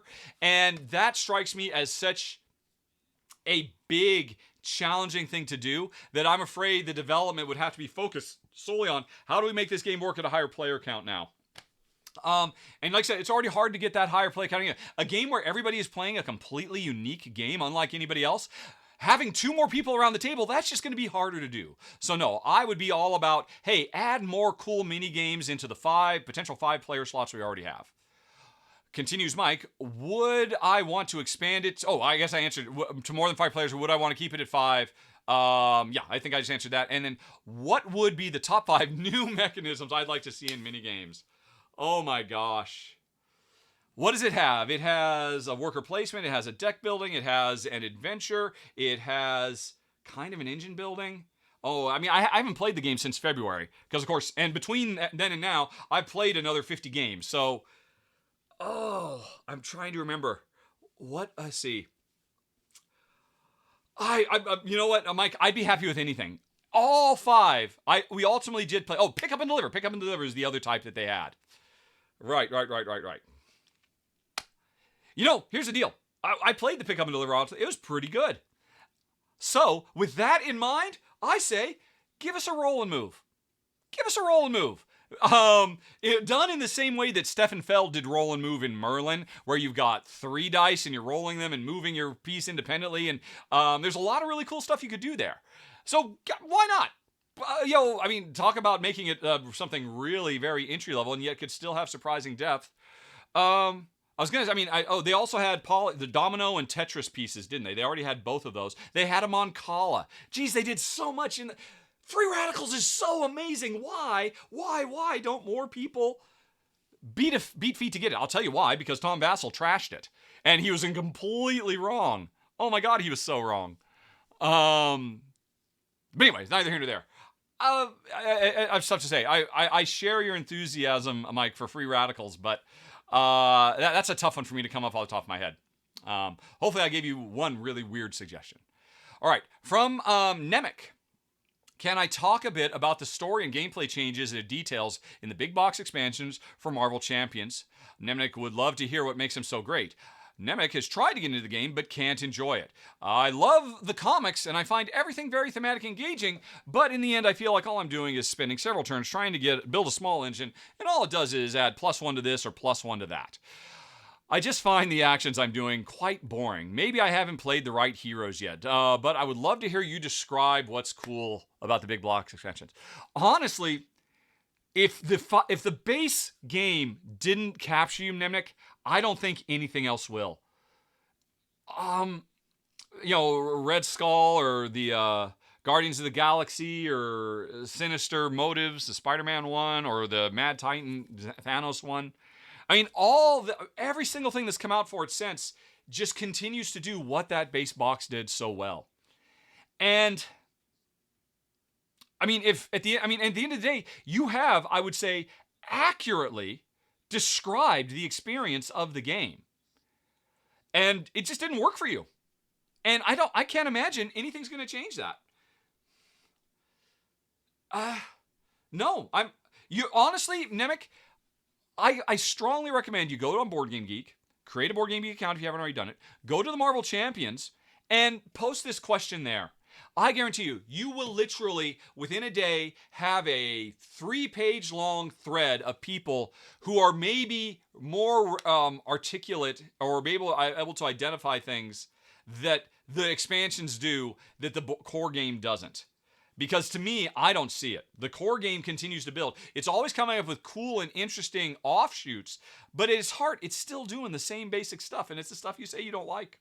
So I just don't know if Marvel Champions is right for you. Maybe you should try Legendary or Unmatched or I don't know how many there are. There's like at least 3 or 4 different. What's it? The stuff from Cool Mini or Not, Marvel United. Maybe that one's gonna work better for you. I mean, at the end of the day, the thing to compare Marvel Champions to Marvel United, everything in Marvel Champions is abstracted away, and at the end of the day, it is a game. It is an exercise in resource, hand management, and math. It really, really is. It's got a lot of thematic stuff layered on top of it, but that's the core of what it is. And it's also abstract. In Marvel United, you actually see your heroes and you see the villains moving around and you physically move from place to place. So I would suspect maybe that would work better for you. Maybe you would find that more engaging, and maybe that, not all games are for everybody. And that's okay. And I guarantee you, if you're ready to get rid of it, you will not have a hard time finding a home for it. Just go on eBay, say you're willing to sell it, and you'll just instantly have people bidding to get it for you. And I say eBay, sadly, because for folks who don't know, Board Game Geek is shutting down the Board Game Geek marketplace at the end of the month, which breaks my heart, but I totally understand why they're doing it. Heck, you still have a few weeks. Get it on the Board Game Geek marketplace now before it shuts down in a couple of weeks. And I guarantee you will find a happier home for it, and then you can take that money and invest it in Marvel United. I think maybe that is just a better place to start. That fits what you're looking for. Alrighty. Nelson starts. Number 1, what are some modern or recent engine building games that have a healthy amount of positive player interaction? I think examples would be like Roll for the Galaxy, but what are some other examples? That's a good question. Roll for the Galaxy is a good one. Let's see here. And okay, so first of all, we're talking about competitive games. Oh, I just mentioned Twa. Right?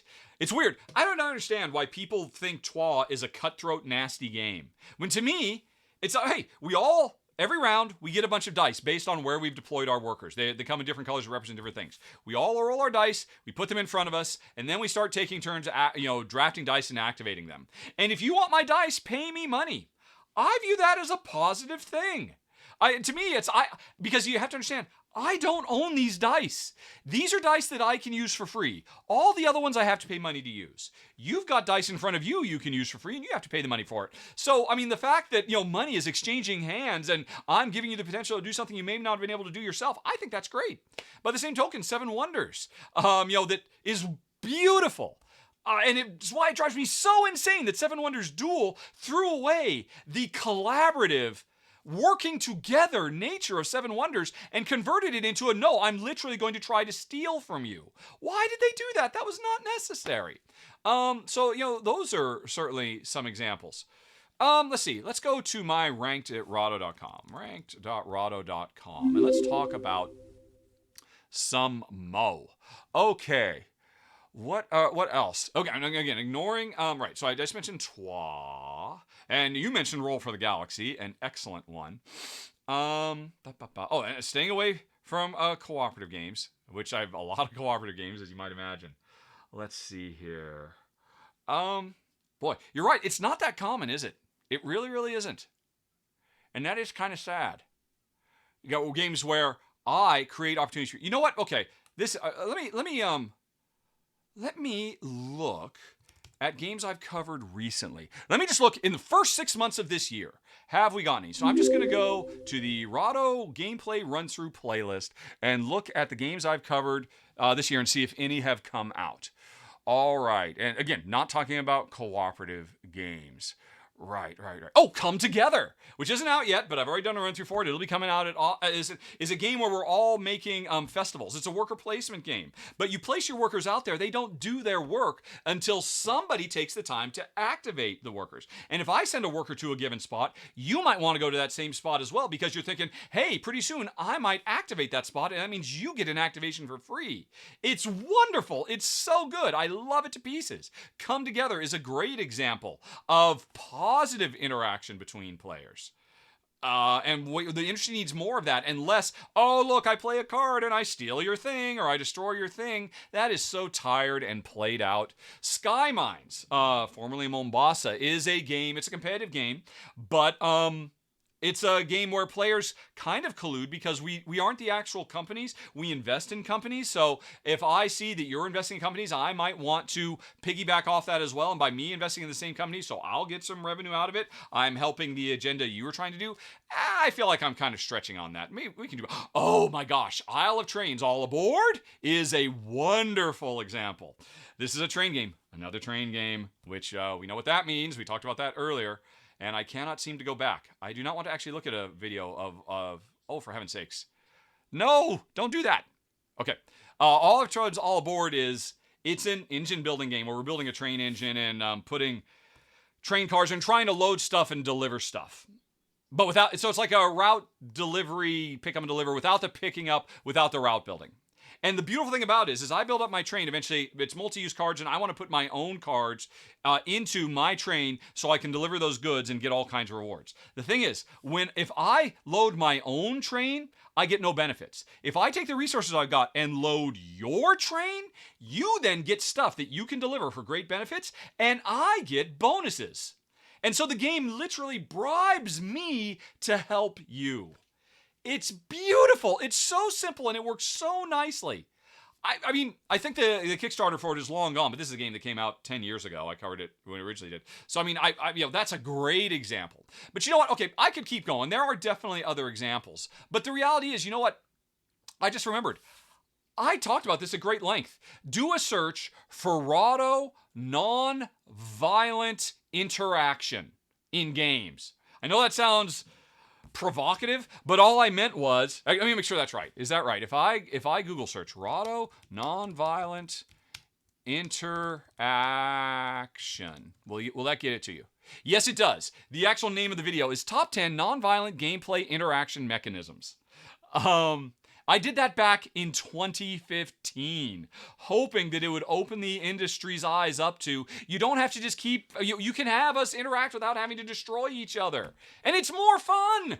Human beings want to work together. In this world we live in, we need that more now than ever. And there's all these ways you can do it.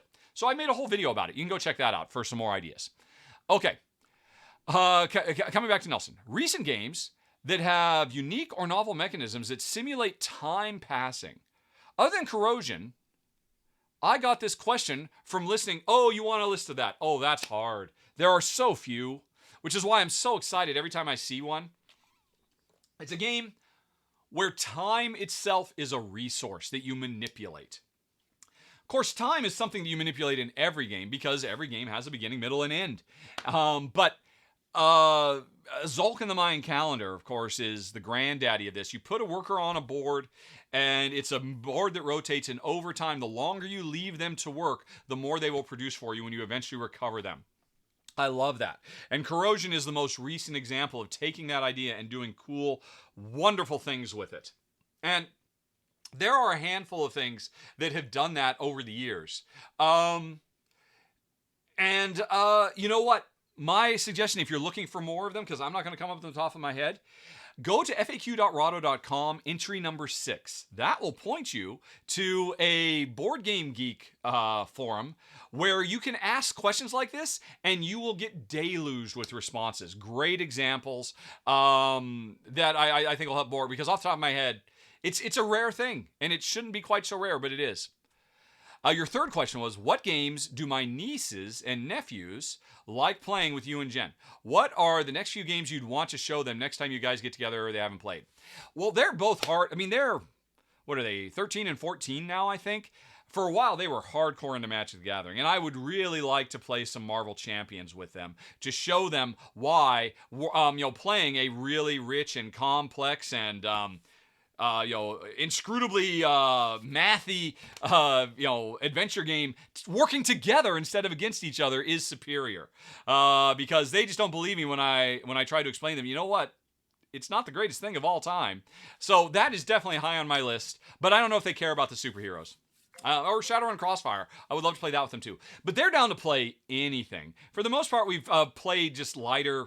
I mean, when we do find ourselves playing with them, that's like, hey, look, I can play some party games that I've got. So that tends to happen. But most interesting recent game we played with them was actually Dinosaur Island Rar and Write, which is one of the heaviest, Euroiest roll and writes there is. And I didn't know that when we sat down to play. I knew it was heavier than I knew it was heavier and had more going on, because it's not only a roll and ride, it's a dice drafting game, it's a worker placement game, it's a big game, it's got a lot of stuff going on. But I figured, hey, if you can handle Magic the Gathering, you can handle this. And they handled it, but our first game of it was like 3 hours long. But they had never seen anything like it. And I remembered thinking back to the first time I played Pandemic, and then the first time I played Agricola, and I'd never imagined things like these could exist. So I think that's like a springboard. What else did we play? We played Bunny Kingdom. We played Dixity type games with them. I think they're up for anything. But honestly, if I could pick one, hey, apart from what we were talking about earlier, I would love to play some Marvel Champions with them, because I think they would really dig it. Yeah. Okay, and now, oh my gosh, we're almost done, folks. We have just one more question submitter, but it's Top. And if you were here last month, you may remember I had to put Top on hold. Now, that's okay. Top is always a year behind on catching up with the podcast, but I feel like Top, okay, we're going to get through it this month, buddy. Let's do this thing. Top says, question 1, do I know why my audience listens to my podcast? Do I know how and when they listen? I've started out listening, obviously, because of the board games, but I've been trying to cut back on board games in the last few years. So honestly, I'm mainly listening to check in with you guys. So the switch to pure Q&A format's been great for me. This is again, he's way in the past.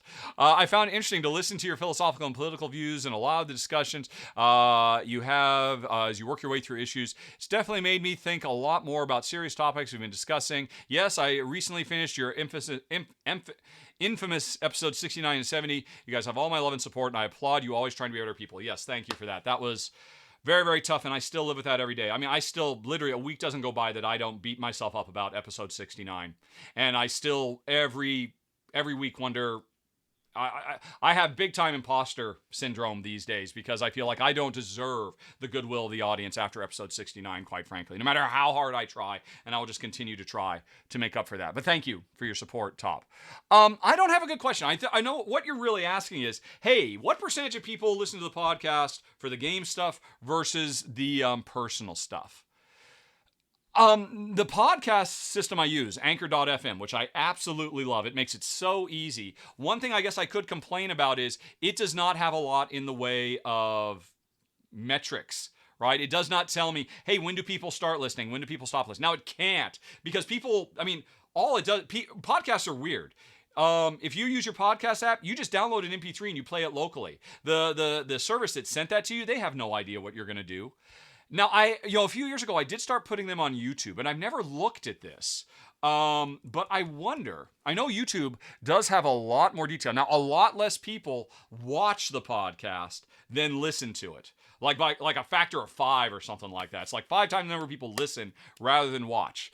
But if I were to go into the analytics of an episode, let's see, which I am now doing. I know there's, okay. Here, I'm looking at one right now. Is there anything secretive about this? All right, no. Let me go on ahead. For people listening, I apologize. Let me put this on screen. Boop. So this is a podcast. I don't remember which episode it was. I think it's a more recent one. And honestly, this looks like it I mean, you can see, actually, let me go and zoom it in a little bit. You can see the fall off pattern is pretty much in keeping with every kind of video I do, even though this is almost 2 hours long. And pretty much any YouTube channel showing you these analytics would show the same thing. The vast majority of people who check out a video are out within the first 30 seconds. In this case, it tells me 91% of my viewers are still watching at around the 30-second mark, which is above typical. That's interesting. I guess a lot of people, what do I do? I show you the game within the first 5 seconds, right? And within the first 30 seconds, a sizable portion of people say, nope, this is not a game for me, just looking at it, I'm walking away. But more people continue going. And it's interesting, there is a big jump. So it looks like there is a jump at 3 minutes in, which I bet you is people skipping my little intro. And because on YouTube, you can skip around wherever you want and going right to the gameplay. And then the gameplay drops off. And then there is another jump, right, of, let's see, it looks like it.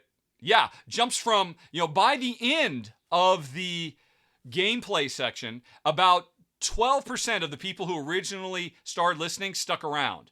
But then, at the moment that the personal stuff comes in, there's a jump of 16%. And then that starts falling off too. So, there you go.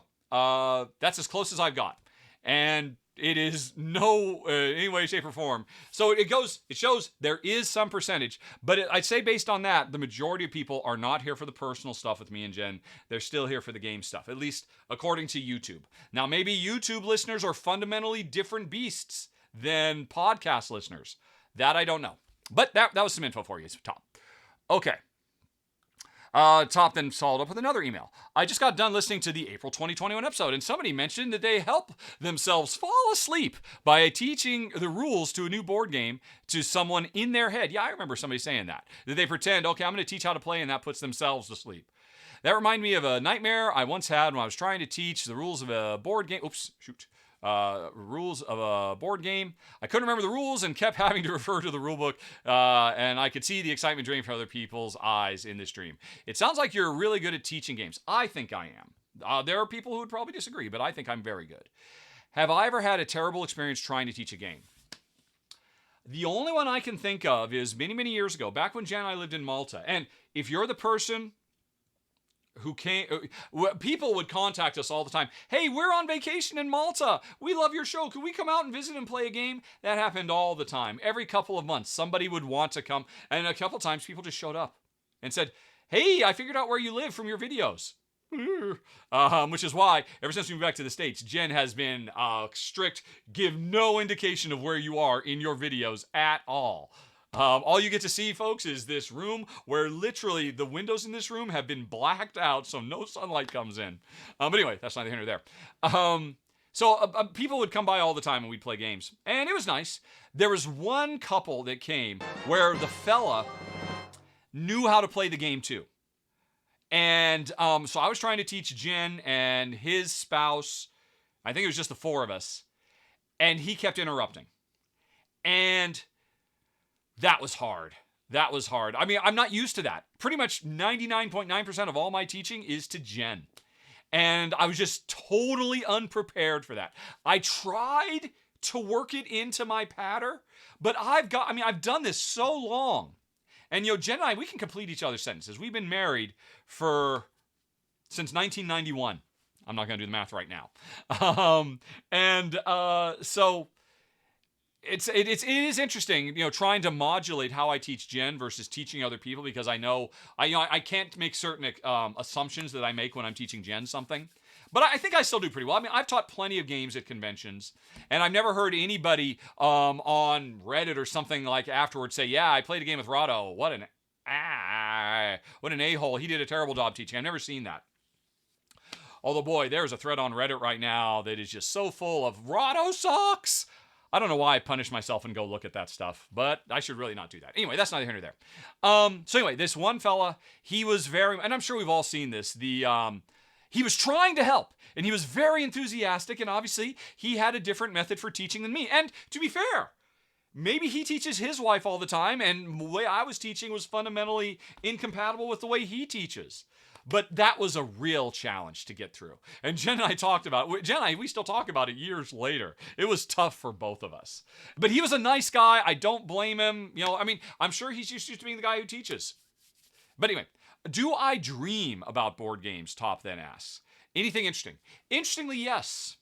And it's sad news. What I will often dream about, and this happens a lot. This happens at least once every couple of months, maybe even more often. I will dream about designing a game. And I remember afterwards very clearly thinking, wow, this is amazing. Nobody has ever done anything like this. I know, because I have played 2,000 games over the last 10 years, and I've studied most of all the other ones, and nobody's ever done this before, and this is going to be absolutely amazing. And now, I at the time I'm dreaming, I'm actually writing it down, and I'm making plans and all of that. And then I wake up and I forget about it. And all I remember is that in the back of my mind thinking, oh my God, somewhere in this dome, in this cranium, are a dozen ideas for absolutely mind-bogglingly fresh, new, never before seen mechanisms or combinations of mechanisms that my conscious mind can't unlock. So that's what happens when I dream about board games. It's kind of a sore subject, quite frankly. And who knows? Maybe they're not. Maybe I'm just convincing myself in my dream that nothing like it has ever been done before. But that is definitely the main source of dreaming about board games for me. I mean, I was a video game designer for 20 years. So sometimes it's kind of hard to turn off the design gene. But I guess I just do it all subconsciously now. Okay, Top then continues. I'm starting to catch up. I'm only a year and a half behind. I made it to January. Oh, yeah, it looks like these are a little bit out of order. You keep mentioning Marvel Champions in your podcast, so I finally sat down to watch some videos, yours included, and bought the base game. It's great! I'm thinking of expansions. I just watched your final thoughts on the Red Skull expansion. You spent most of it worrying about thematic justifications. For example, you brought up the first two missions occur in the space of an hour in the Adirondacks. Would it make sense for Peter Parker to fly back to New York to get a bowl of soup with Aunt May in the middle of all that? I don't have a problem with this because I bet you can thematically justify anything. For your example, would you consider the damage to mean not just physical punishment, but mental anguish? And so maybe Aunt May is simply Peter Parker thinking of Aunt May. Or maybe she cooked him a nice meal beforehand and now it's giving him a boost. The card doesn't actually say you have to physically visit her apartment as you describe. And then you have another example about She-Hulk and stuff like that, and how it could work. Anyway, what do I think of that kind of thematic justification? It's pretty easy to bend over backwards and thematically justify anything. Here's the deal. You're right. Of course, it's totally fine. Why? Why should I have to do that?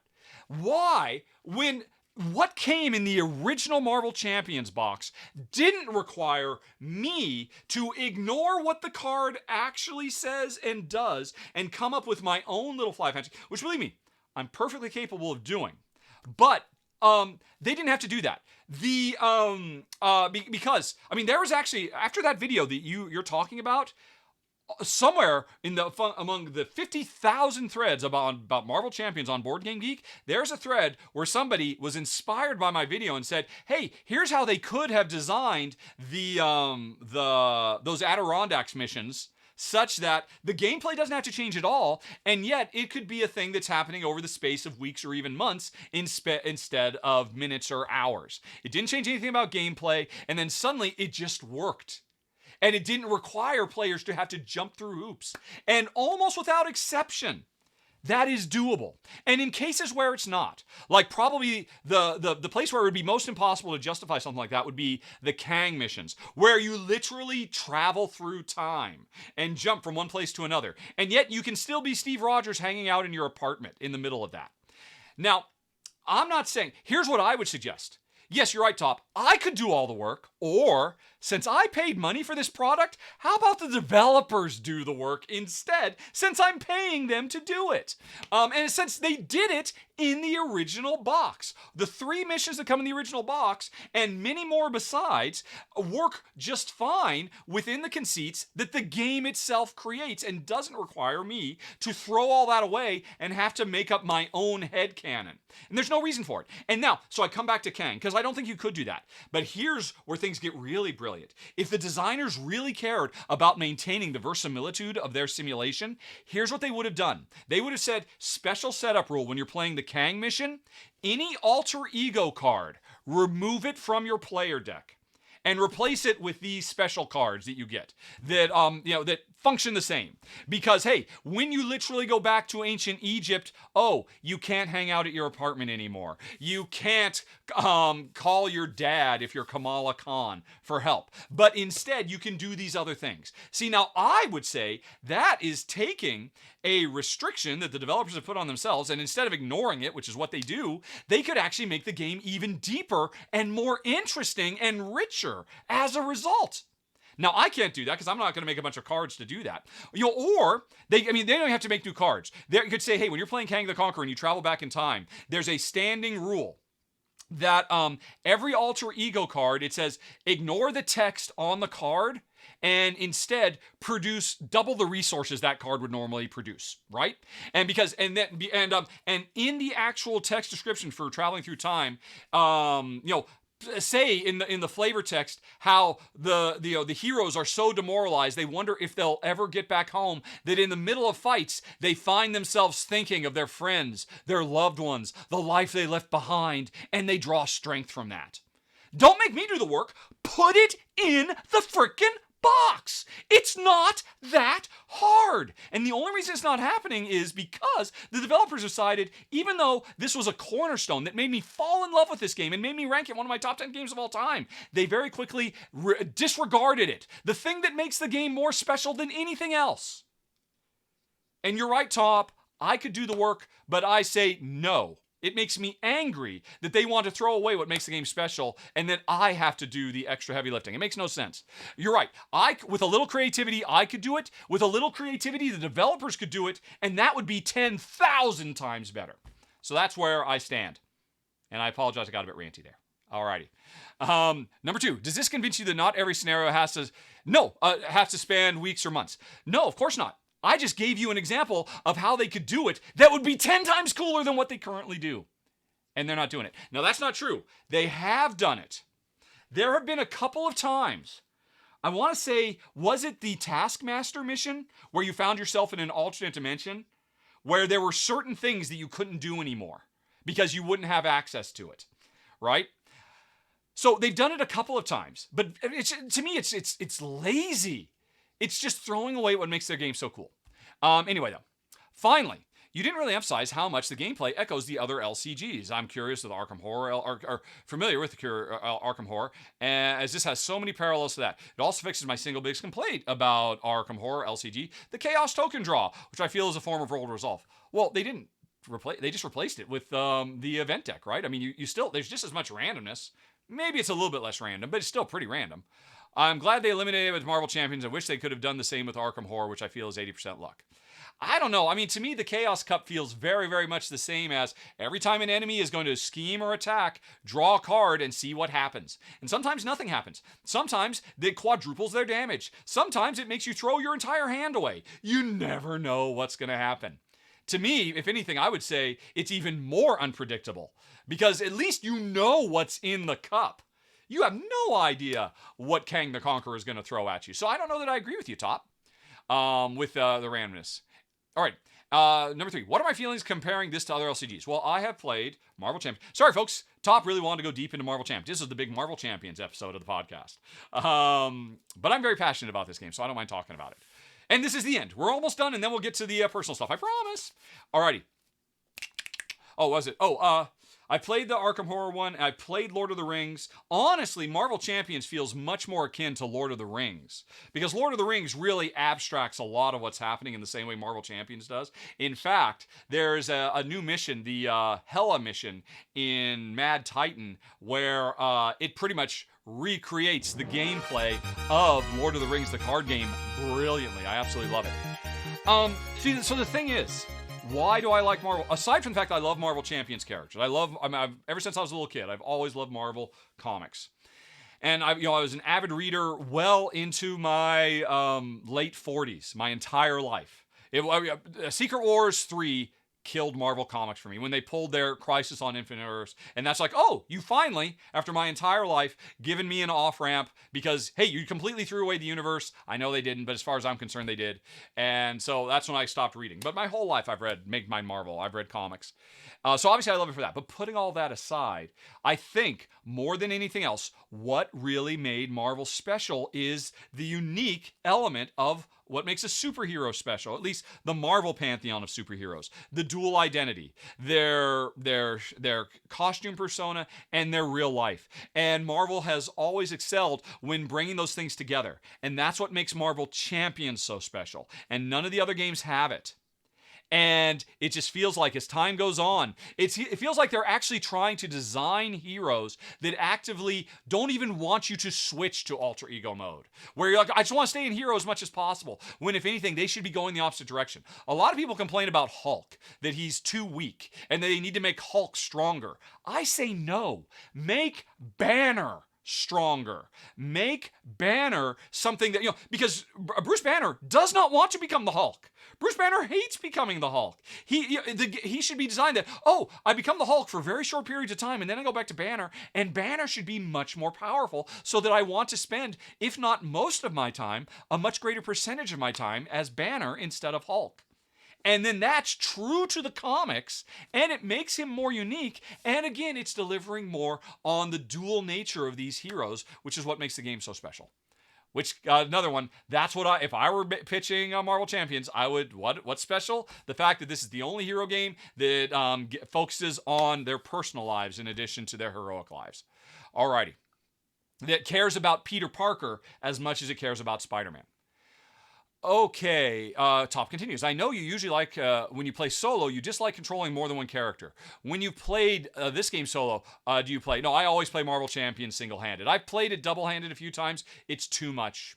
It's too much for my simple brain. I just can't handle it. So I play it I play it all the time solo, just as a single hero. In your Red Skull video, you said Marvel Champions was in your current top 20, but you afterwards checked ranked.rahdo.com. It appears it's plummeted to 240. Do I have this correct? What caused it to plummet? We literally have come full circle back to the first question, asking about how I rank things. If a game fundamentally changes as time goes on, I change my ranking to match. And Marvel Champions has fundamentally changed as more content has come out. And this is what I've just been ranting about. As the developers get farther and farther and farther away, what made their beautiful baby so special, and they just throw it out, it has consistently dropped and dropped and dropped in the ratings for me. Because I still like the game. But it's almost to the point where I like it more for its mechanism, just the fact that, it's Marvel heroes. But I don't love it. It doesn't get under my skin the way it used to, because they continue to throw away what makes it special. Or as you say, Top, I could do the work myself, but I say screw that. It's their job to do it. they should stick close to it and stick with what they set out to do, instead of just getting closer and closer to basically Lord of the Rings with Marvel superheroes, which is what they're doing. Because in Lord of the Rings, you don't switch to alter ego, and alter ego doesn't, anyway.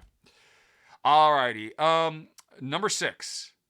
I know you really love the Marvel theme. How would your ranking of this game change if you had a Mediterranean Euro theme, like many of your favorite games, if it had some random thing like Shadowrun Crossfire, if it became basically themeless? That's pretty much where its ranking is now.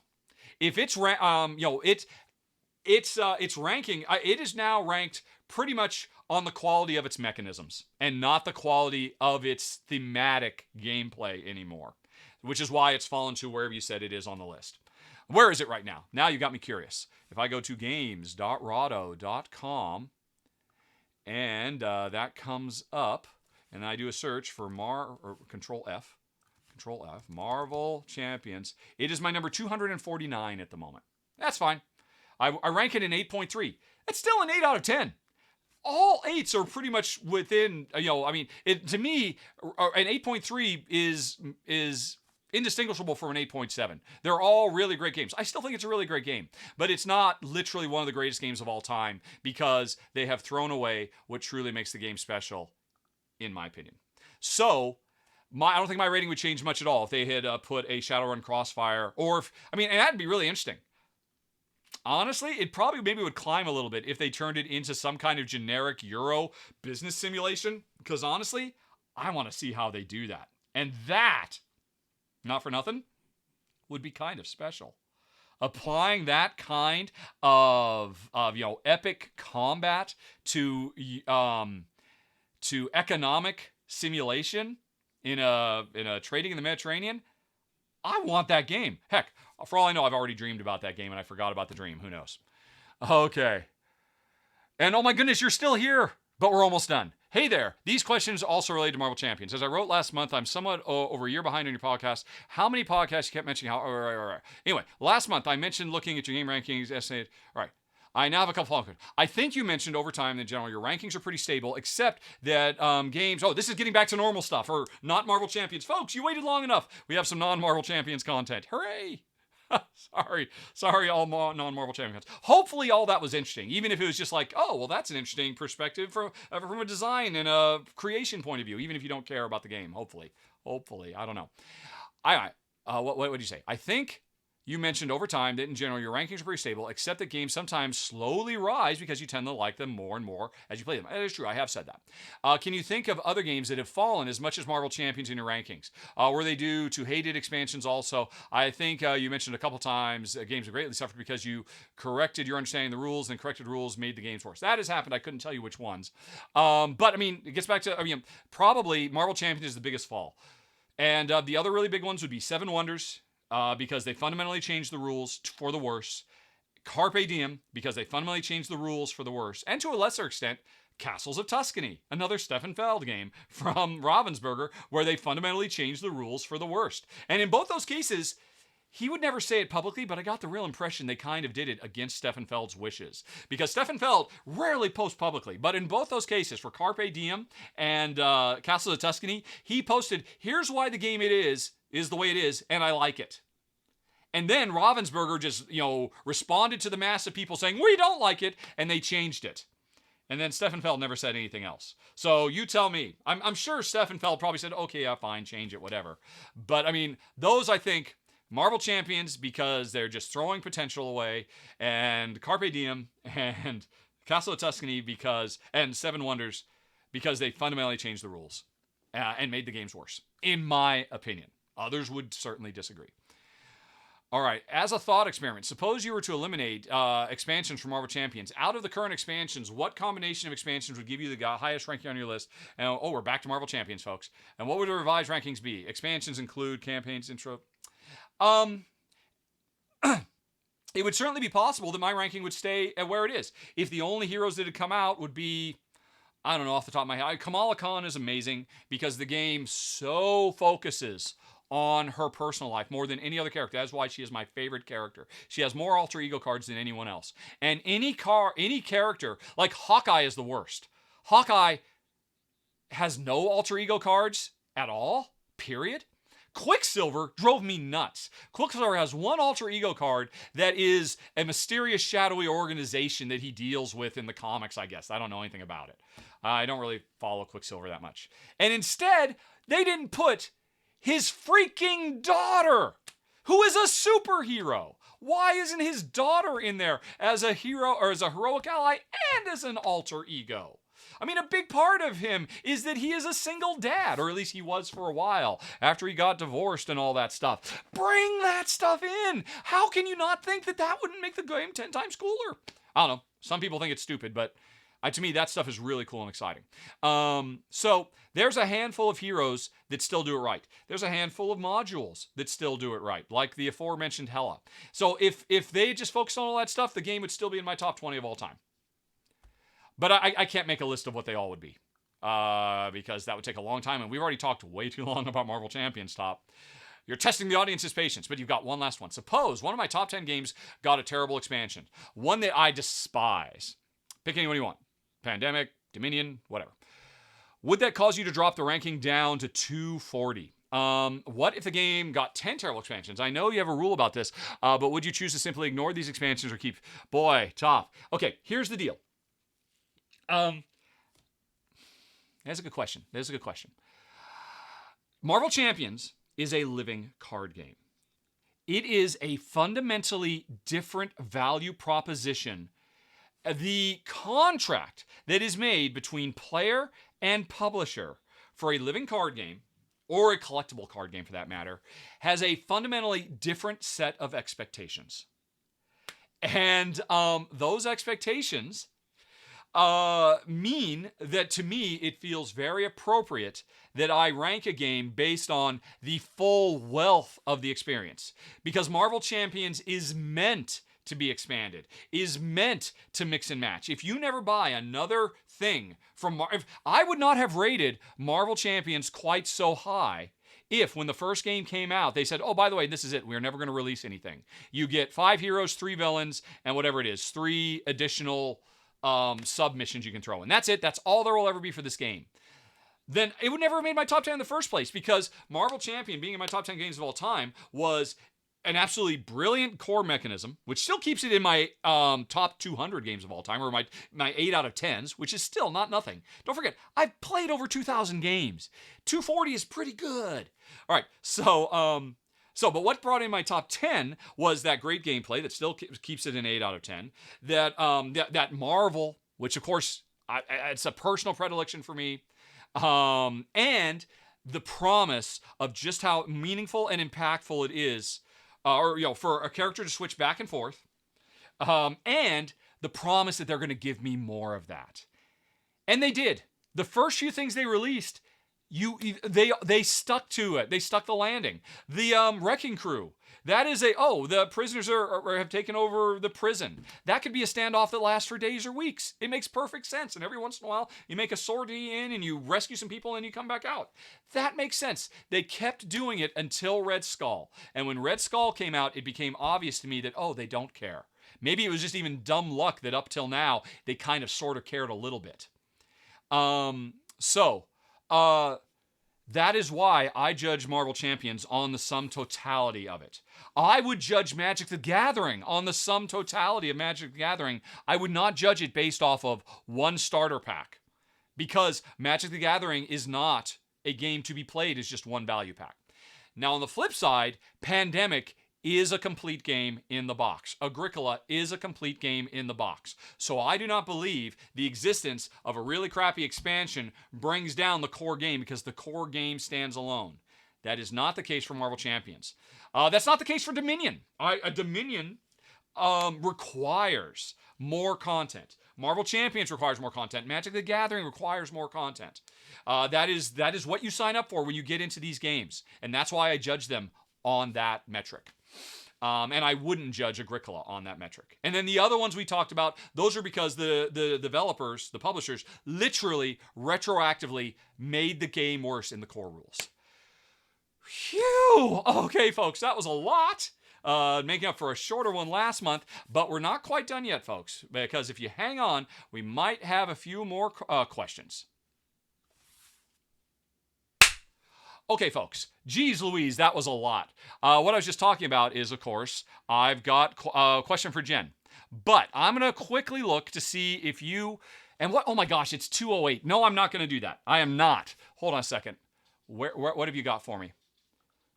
Oh my gosh, you have a lot of questions, don't you? Oh man, here's the deal. I still have to do crowd sorcery.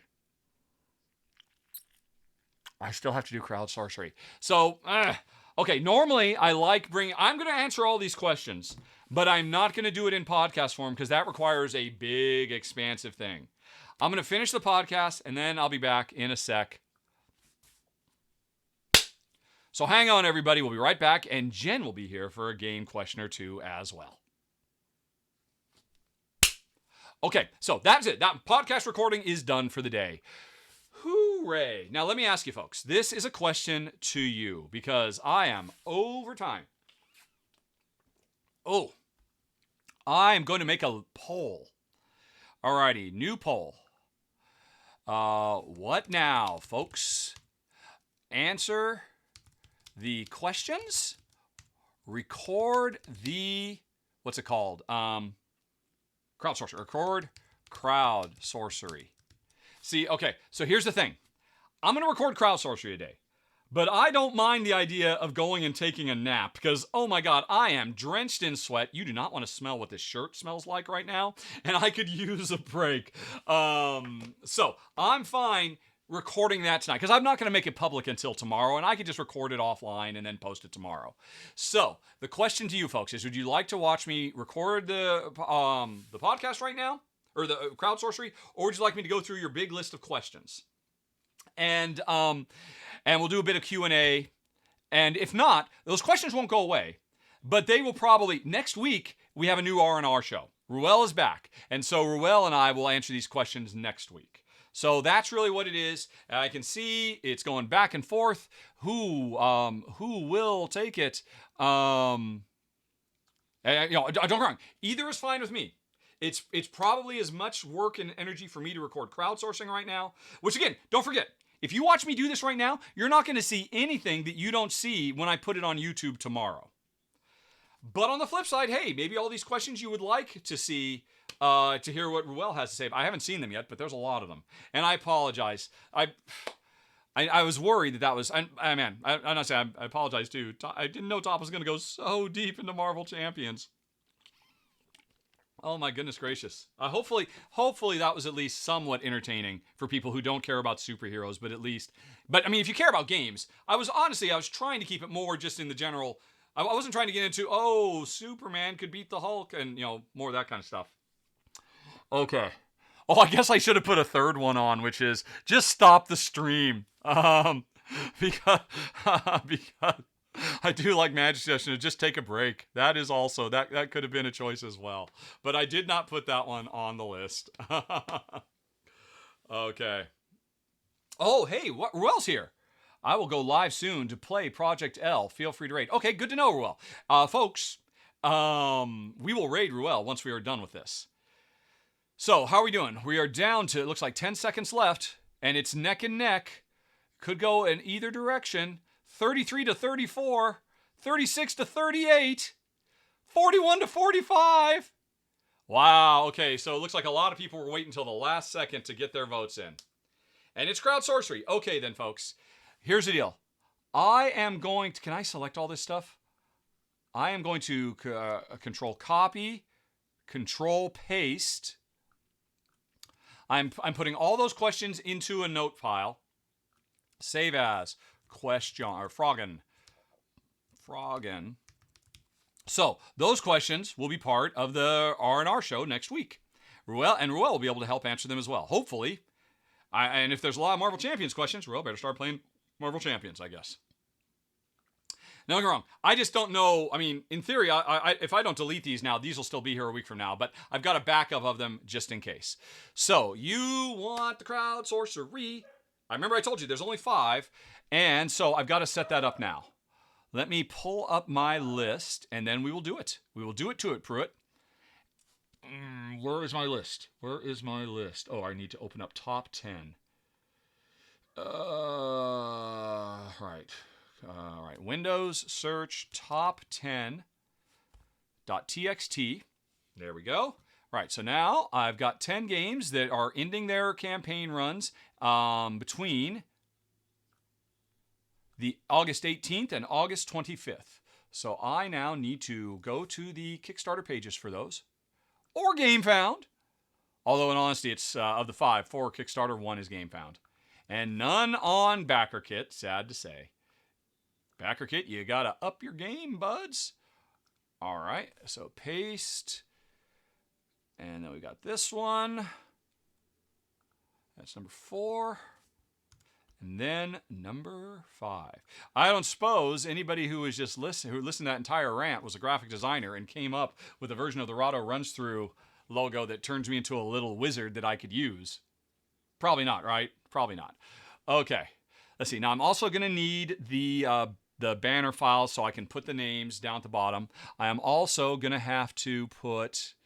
All right, let's come back to. Back to browser. Browser. There we go. I need to put on the black backdrop. Right. And so, right. So what are the weeks we're doing this? This is between the 17th and the 31st. The weeks of the 17th and the 31st. Coming soon, August 17th to 31st. Say. Or no, not coming soon. That's wrong. Ending soon. Right.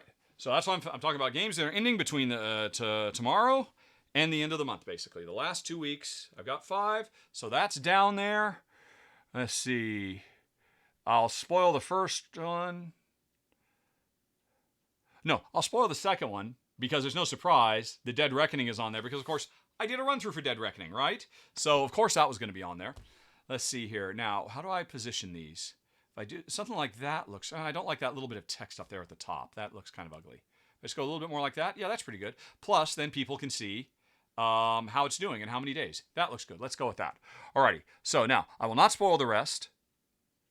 So let's just come back to Talking Head as I line the other ones up so that they look like that.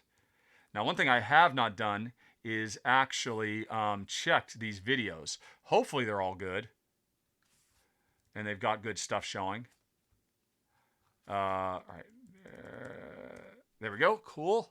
And this one.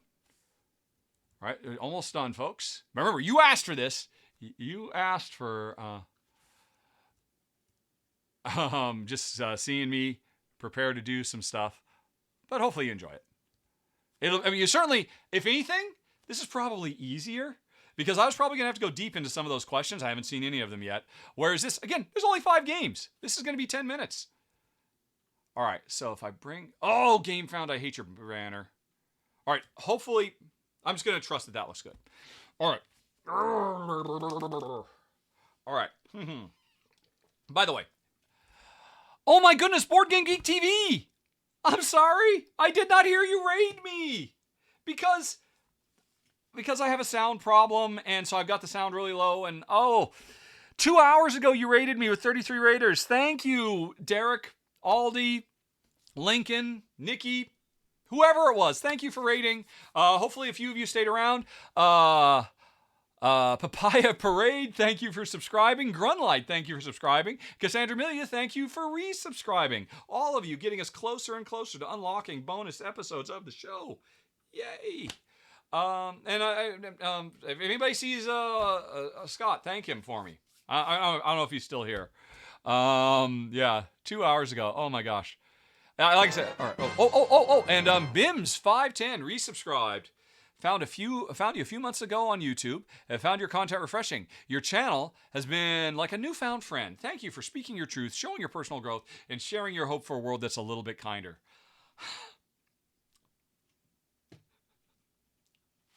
Thank you, Bim.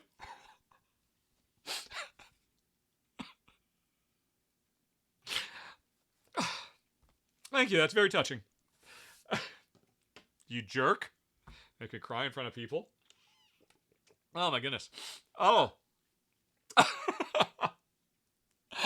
Yeah. Yeah, if for anybody who watched that entire episode, you probably noticed I beat myself up a lot about a lot of stuff all the time. I flagellate myself nonstop. If there's a thread where people are talking about how shitty I am, I'm the first one there, and I'm subscribed. And I shouldn't. It's just not healthy. And I know for every one person that says Rahdo sucks, there's literally 1,000 who love my show and appreciate me and everything I work so hard to try to do. But it's a sickness that all we care about is that one voice in 1,000. So thank you very much, Bims. And everybody, thank you everybody for supporting the show. And thank you for my secret channel manager who helps keep me going. And thank you to all the contributors. And thank you to Jen, of course. And thank you to my mom, wherever she is now.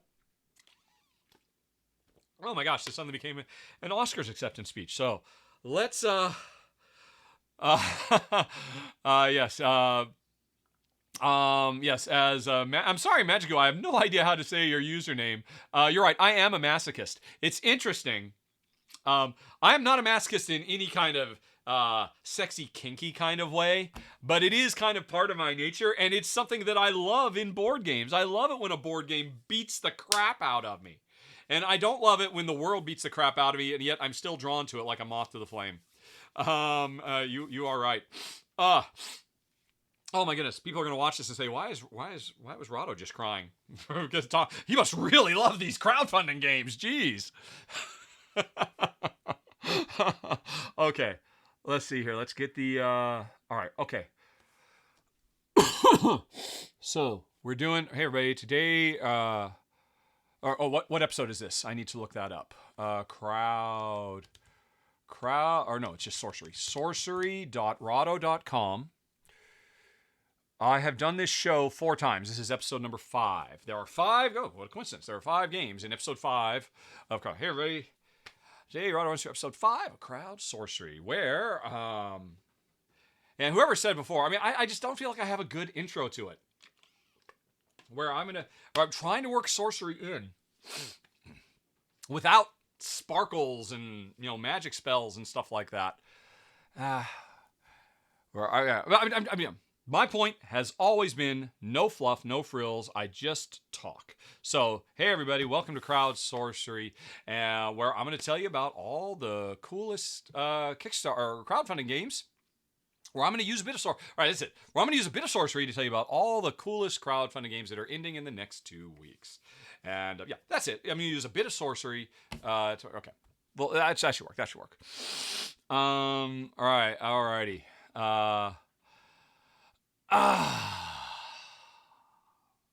Okay. All right. Back to F12. And again, folks, this is getting so long. Plus, I guess Ruel is now going to be waiting, so we're going to want to go raid him afterwards. Project L. I have heard nothing but great things about Project L. I really should try that sometime. So let's do it to it, Pruitt. Okay, so this is 1, 2, 3, 4, 5, and I need to take the Word doc the text file. Oh no, I need to bring these things out of my top 10. And put them into banner.txt, so I'm ready to copy and paste them as I go. Control, right, and I don't need the URLs anymore, but that's fine, I'll just go on that. So I just need to be able to switch to those, and then switch to those, because those are the names that will appear down there, and everything else is right? Podcast browser, yes. Oh, sorry, folks, there's a spoiler. Well, now that it's spoiled, yeah, that layout is fine, good. Oh, I'm terrible. I have no professionalism. I do not have a professional bone in my body. Okay. All right. So, hey everybody. Okay. Need to go. Where is my logo? There it is.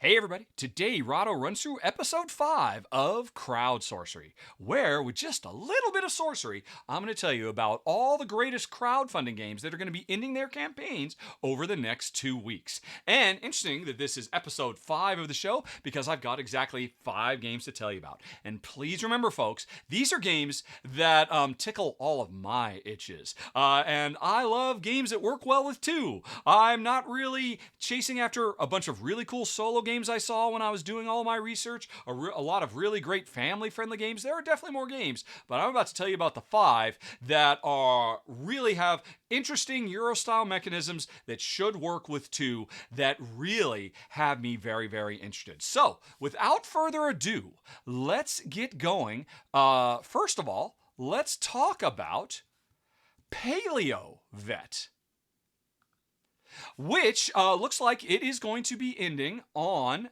the 18th of August. And I'm really interested in this one, in part because I'm kind of sick and tired of the Jurassic Park games that recreate Jurassic Park in the weird way where, oh, we stay open for business even though people keep dying. This game says no. After Jurassic Park shut down, the dinos still needed our help. And so we are veterinarians who come back here and try to help all the poor dinos who didn't ask for this, get over their snuffles in a world that wasn't made for them. And it is a dice mitigation game. Every round you roll 4 dice. They've got, they can help you tranquilize the animals. They can help you research cures. They can help you cure them. But the interesting thing is, over rounds, the tranquilizers will eventually wear off. So you have to be playing smartly with the dice you roll. You can use 2 or 3 of a kinds to unlock wilds or extra bonuses. You can unlock special dice, and the dinosaurs themselves have special powers too if you can heal them. It seems to me like a very, very cool, fun-looking little game. I love fast dice mitigation games. It seems very thematic. It's a theme I'm personally really interested in, and I just love that idea of tension that I just need a little bit more time. I should solve this one, but this one will wake up next turn, and he's a hard one. I should bird in the hand, 2 in the bush. Seems like it would, come through the roof. In my first game I wanted to talk about today, Paleo Vet. Okay, now let's move on to the next one, which is one that I've already covered on the channel. I did a run through for Dead Reckoning Letters of the Mark. And oh my gosh, this game is fantastic. My wife, Jen, loved it to pieces. And we shouldn't, because this is a 4X style pirates sailing the ocean blue, trying to run afoul of each other and steal each other's stuff and sink each other and fight and blah, blah, blah, blah, blah. And honestly, I don't care about any of that. But the interesting thing is, not widely known, Dead Reckoning, which is an immensely popular game. People absolutely love it to pieces because it uses the wonderful card crafting system from designer John D. Clare and mixes it with wonderful 4X style, exploration, expansion, exploitation, and extermination gameplay, and then a really fun cube tower too, a cube drop mechanism, which is a lot of fun. Here's the deal why Jen and I like it so much, because it also has really excellent co-op rules for 2 players. And my only problem with the original Dead Reckoning is the base game could go on a little long. Letters of the Mark adds several new things with this. This is the 3rd expansion for the game. Most importantly, features that speed the game up, that kind of turbocharge it, which was the #1 thing I really wanted to see, which is why I cannot wait to get a final copy. And folks, this is definitely something to check out, because I think Dead Reckoning as a whole is too big a game to make it to retail. I'm not sure about this, but I think the main way you can get Dead Reckoning is via these crowdfunding campaigns. And this one is going to be ending on the 19th of August. So check out my run through to learn more about why Jen and I have so fallen in love with Dead Reckoning, especially when you add the Letters of Mark. Okay. Next up, we've got a game that I have not covered, but I am very jealous of people who have gotten to. It is Foundations of Rome. And this is another game that you can pretty much only get through special events like this or at conventions, because it's way too big and expensive to be sold at retail. These are the kinds of games that Kickstarter and other crowdfunding platforms make possible because they're so hugely ambitious. And Foundations of Rome is, at its heart, a really simple, little unassuming polyomino tile laying game where players are competing to grab the best plots of land in ancient Rome and build the most smartly, putting all kinds of different buildings and attractions and all of that. The thing is, though, this game is ginormous because it could have just been a tile layer like Carcassonne, but instead they said, no, for every tile, we're going to have beautiful sculpted miniatures. And you can even pay more and get sun-drop, gorgeous, quasi-painted versions instead. Now, the game itself, I don't think it's unreasonable to draw a parallel to Carcassonne because it is a simple, light, family-friendly gateway-style game. Actually, it reminds me a lot in spirit with Tiny Towns, which is in my top 50 games of all time. It's so clean and simple and elegant, and it seems like the gameplay from Emerson Matsuuchi for this game is the same. And so, getting the core game, you need to get it on a Kickstarter campaign like this. They're offering the new expansion, Roads of Fortune, as well. So, if you've ever been interested, now is the time to jump on board. Is the game worth the incredibly huge price tag? That I can't say, because I have not had a chance to play it myself. But I think about games like Furnace. I think about games like Carcassonne. I think about games like Tiny Towns. And if a game that has gameplay that's that pure and good and solid and deep and yet simple, supplemented by one of the most incredibly bonkers, over-the-top, beautiful productions of all time, it just might make sense. And don't take my word for it. There's over 6,000 people who seem to think it is worth, digging in on, which is why I figured I should let you know you've got until August 22nd to back Foundations of Rome. Okay.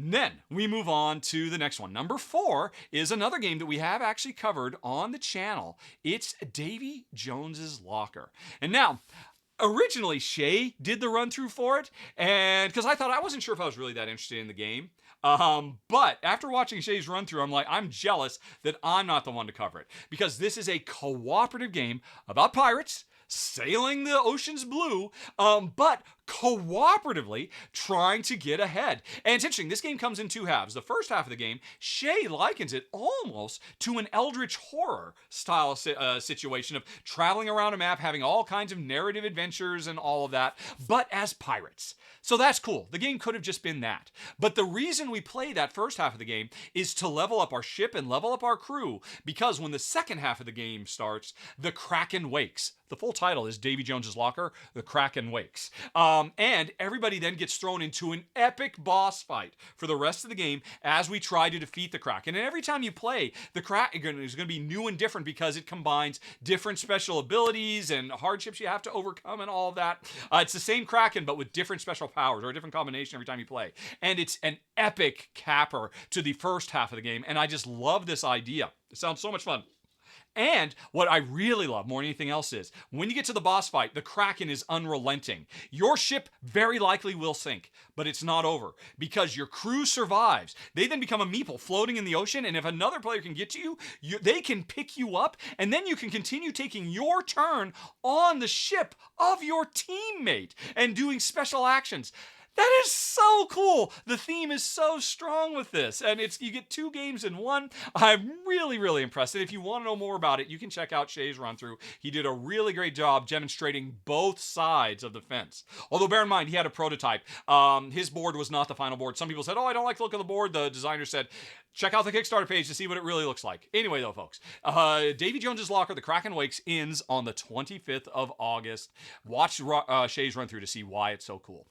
I've got one more to talk about today, folks, and it's on GameFound instead of Kickstarter. It's Amygdala. And now this is one I have not played, even though I very, very much desperately want to, because it is from Kramer and Kiesling. I would say the undisputed game design duo. When these two work together, they create board game masterpieces. And Amygdala looks like the latest one. It's a fairly abstract game all about trying to manipulate the amygdala of a person, which is apparently where our emotional state predominantly is processed in our brains. And so, I don't understand how this game works, but oh my goodness, it looks so pretty. With all these different tokens you can play that represent thoughts and emotions and all of that. I have to admit, I've had a very difficult time trying to understand the game from the videos I've seen, because I think most people are just kind of ignoring the theme. I think the theme is potentially there, but I'm crazy. I said there's a strong theme in Azul. You can go watch my run through of Azul. And I want to try to see this so I can see how the theme of, almost kind of a Disney Pixar Inside Out could come to play here, where we are trying to manipulate emotions to try to control the amygdala. I love the look of it. Some people haven't, and it's interesting. The developer said, oh, well, hey, we've relaunched and we've come up with a two-sided board. So if you don't like the super colorful board that is, I think is beautiful, but some people think is just too busy, then you can switch to the other side, which is a little bit more sedate. So that's really great. I just cannot wait to check this game out because Kramer and Kiesling have never let me down. I've always been impressed by every one of their designs where the two of them work together. So I love the subject matter. I personally love the presentation, although they give you alternate versions of the presentation, and I want to try this for myself and see if there is more theme than people are letting on in Amygdala. And folks, you have until, I believe, August 25th. Unfortunately, it's hard to say because GameFound doesn't come right out and say exactly what day it ended. They say, oh, there's 9 days left, and depending on time zones, who knows when it really ends. So I think it ends on either the 24th, the 25th, or the 26th. I'm going to go with the average and say, check it out before the 25th if you might want to seek that one out. And that's it, folks. Sorcery done. And we've got another 5 games that I think are very, very interesting.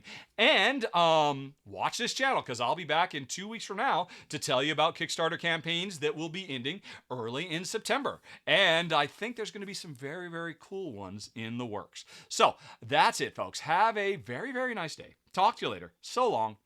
Bye-bye. Okay, see? Easy peasy. Told you that'd be quick. Oh, was I crazy on any of those, folks? I am still kicking myself. I'm pretty sure Arcane Wonders offered to send me a review copy of Foundations of Rome, and I think I said no because I thought, oh, there's just no reason for me to cover it. And then, because they didn't tell me, oh, you're going to have it on Kickstarter again? Listen. Yes, I would totally. Oh, hey, listen, what's going on? Alrighty. Now, it's just, I saw the, hey, listen, I haven't heard it because I just can't hear anything. Hey, we had a raid. Oh, we have Losapalooza. Hey, Losapalooza. I'm having audio problems. I can't hear any events. Welcome to the party. Although you're just in time to continue to keep the raid going because, let's see, is Ruel live yet? Ruel Gavio, I don't see him. Ruel Gaviola. He's not live. He said I said I was going to raid him. Oh, Ruel, you failed. Okay. Well, Ruel is Ruel said he was going. I guess it must be later. I don't know. Well, folks, I'm exhausted. And I'll be back next Tuesday with Ruel. We're going to do another R&R. We already have a bunch of questions in the queue. Maybe we'll do those first as part of the pre-show and then get more questions for the post-show. I don't know. But I need a shower stat. Oh, Kabuki says Project L is so short, he probably finished it before I was done. Fair enough. Well, you know what? You know who one of the greatest people in board gaming is? I've never met her in person, but she seems so awesome. Becca Scott. She's actually playing a board game instead of a video game. I want to reward that. I want to see Becca playing more board games than video games. So I say we go raid her. What game is it? What game is it? Oh, she's playing she's playing Marvel Dice Thrones, which is very cool. It looks like it's Spider-Man versus Scarlet Witch. How appropriate considering all the Marvel Champion stuff we just talked about, right, folks? Let's go say hey to Becca and company. By the way, I forgot to mention, thanks to Little Buster for giving me some new emotes. I have a raid emote right now if you're a subscriber, I think. So maybe use those, maybe not. Don't worry about it. We'll worry about them next week because we're going to raid in 3, 2, 1, go, go, go, go, go. And there it went. Okay. And did it work? All right. Okay, yes. It looks fine. And it would appear that she has not noticed that we are here yet. All right, she comes. Hi, Becca. You can't hear me, but I hear you. I say hello back. All right. Cool, everybody. Thanks for watching the show. See you next week with Ruel in tow. Talk to you later. So long. Bye.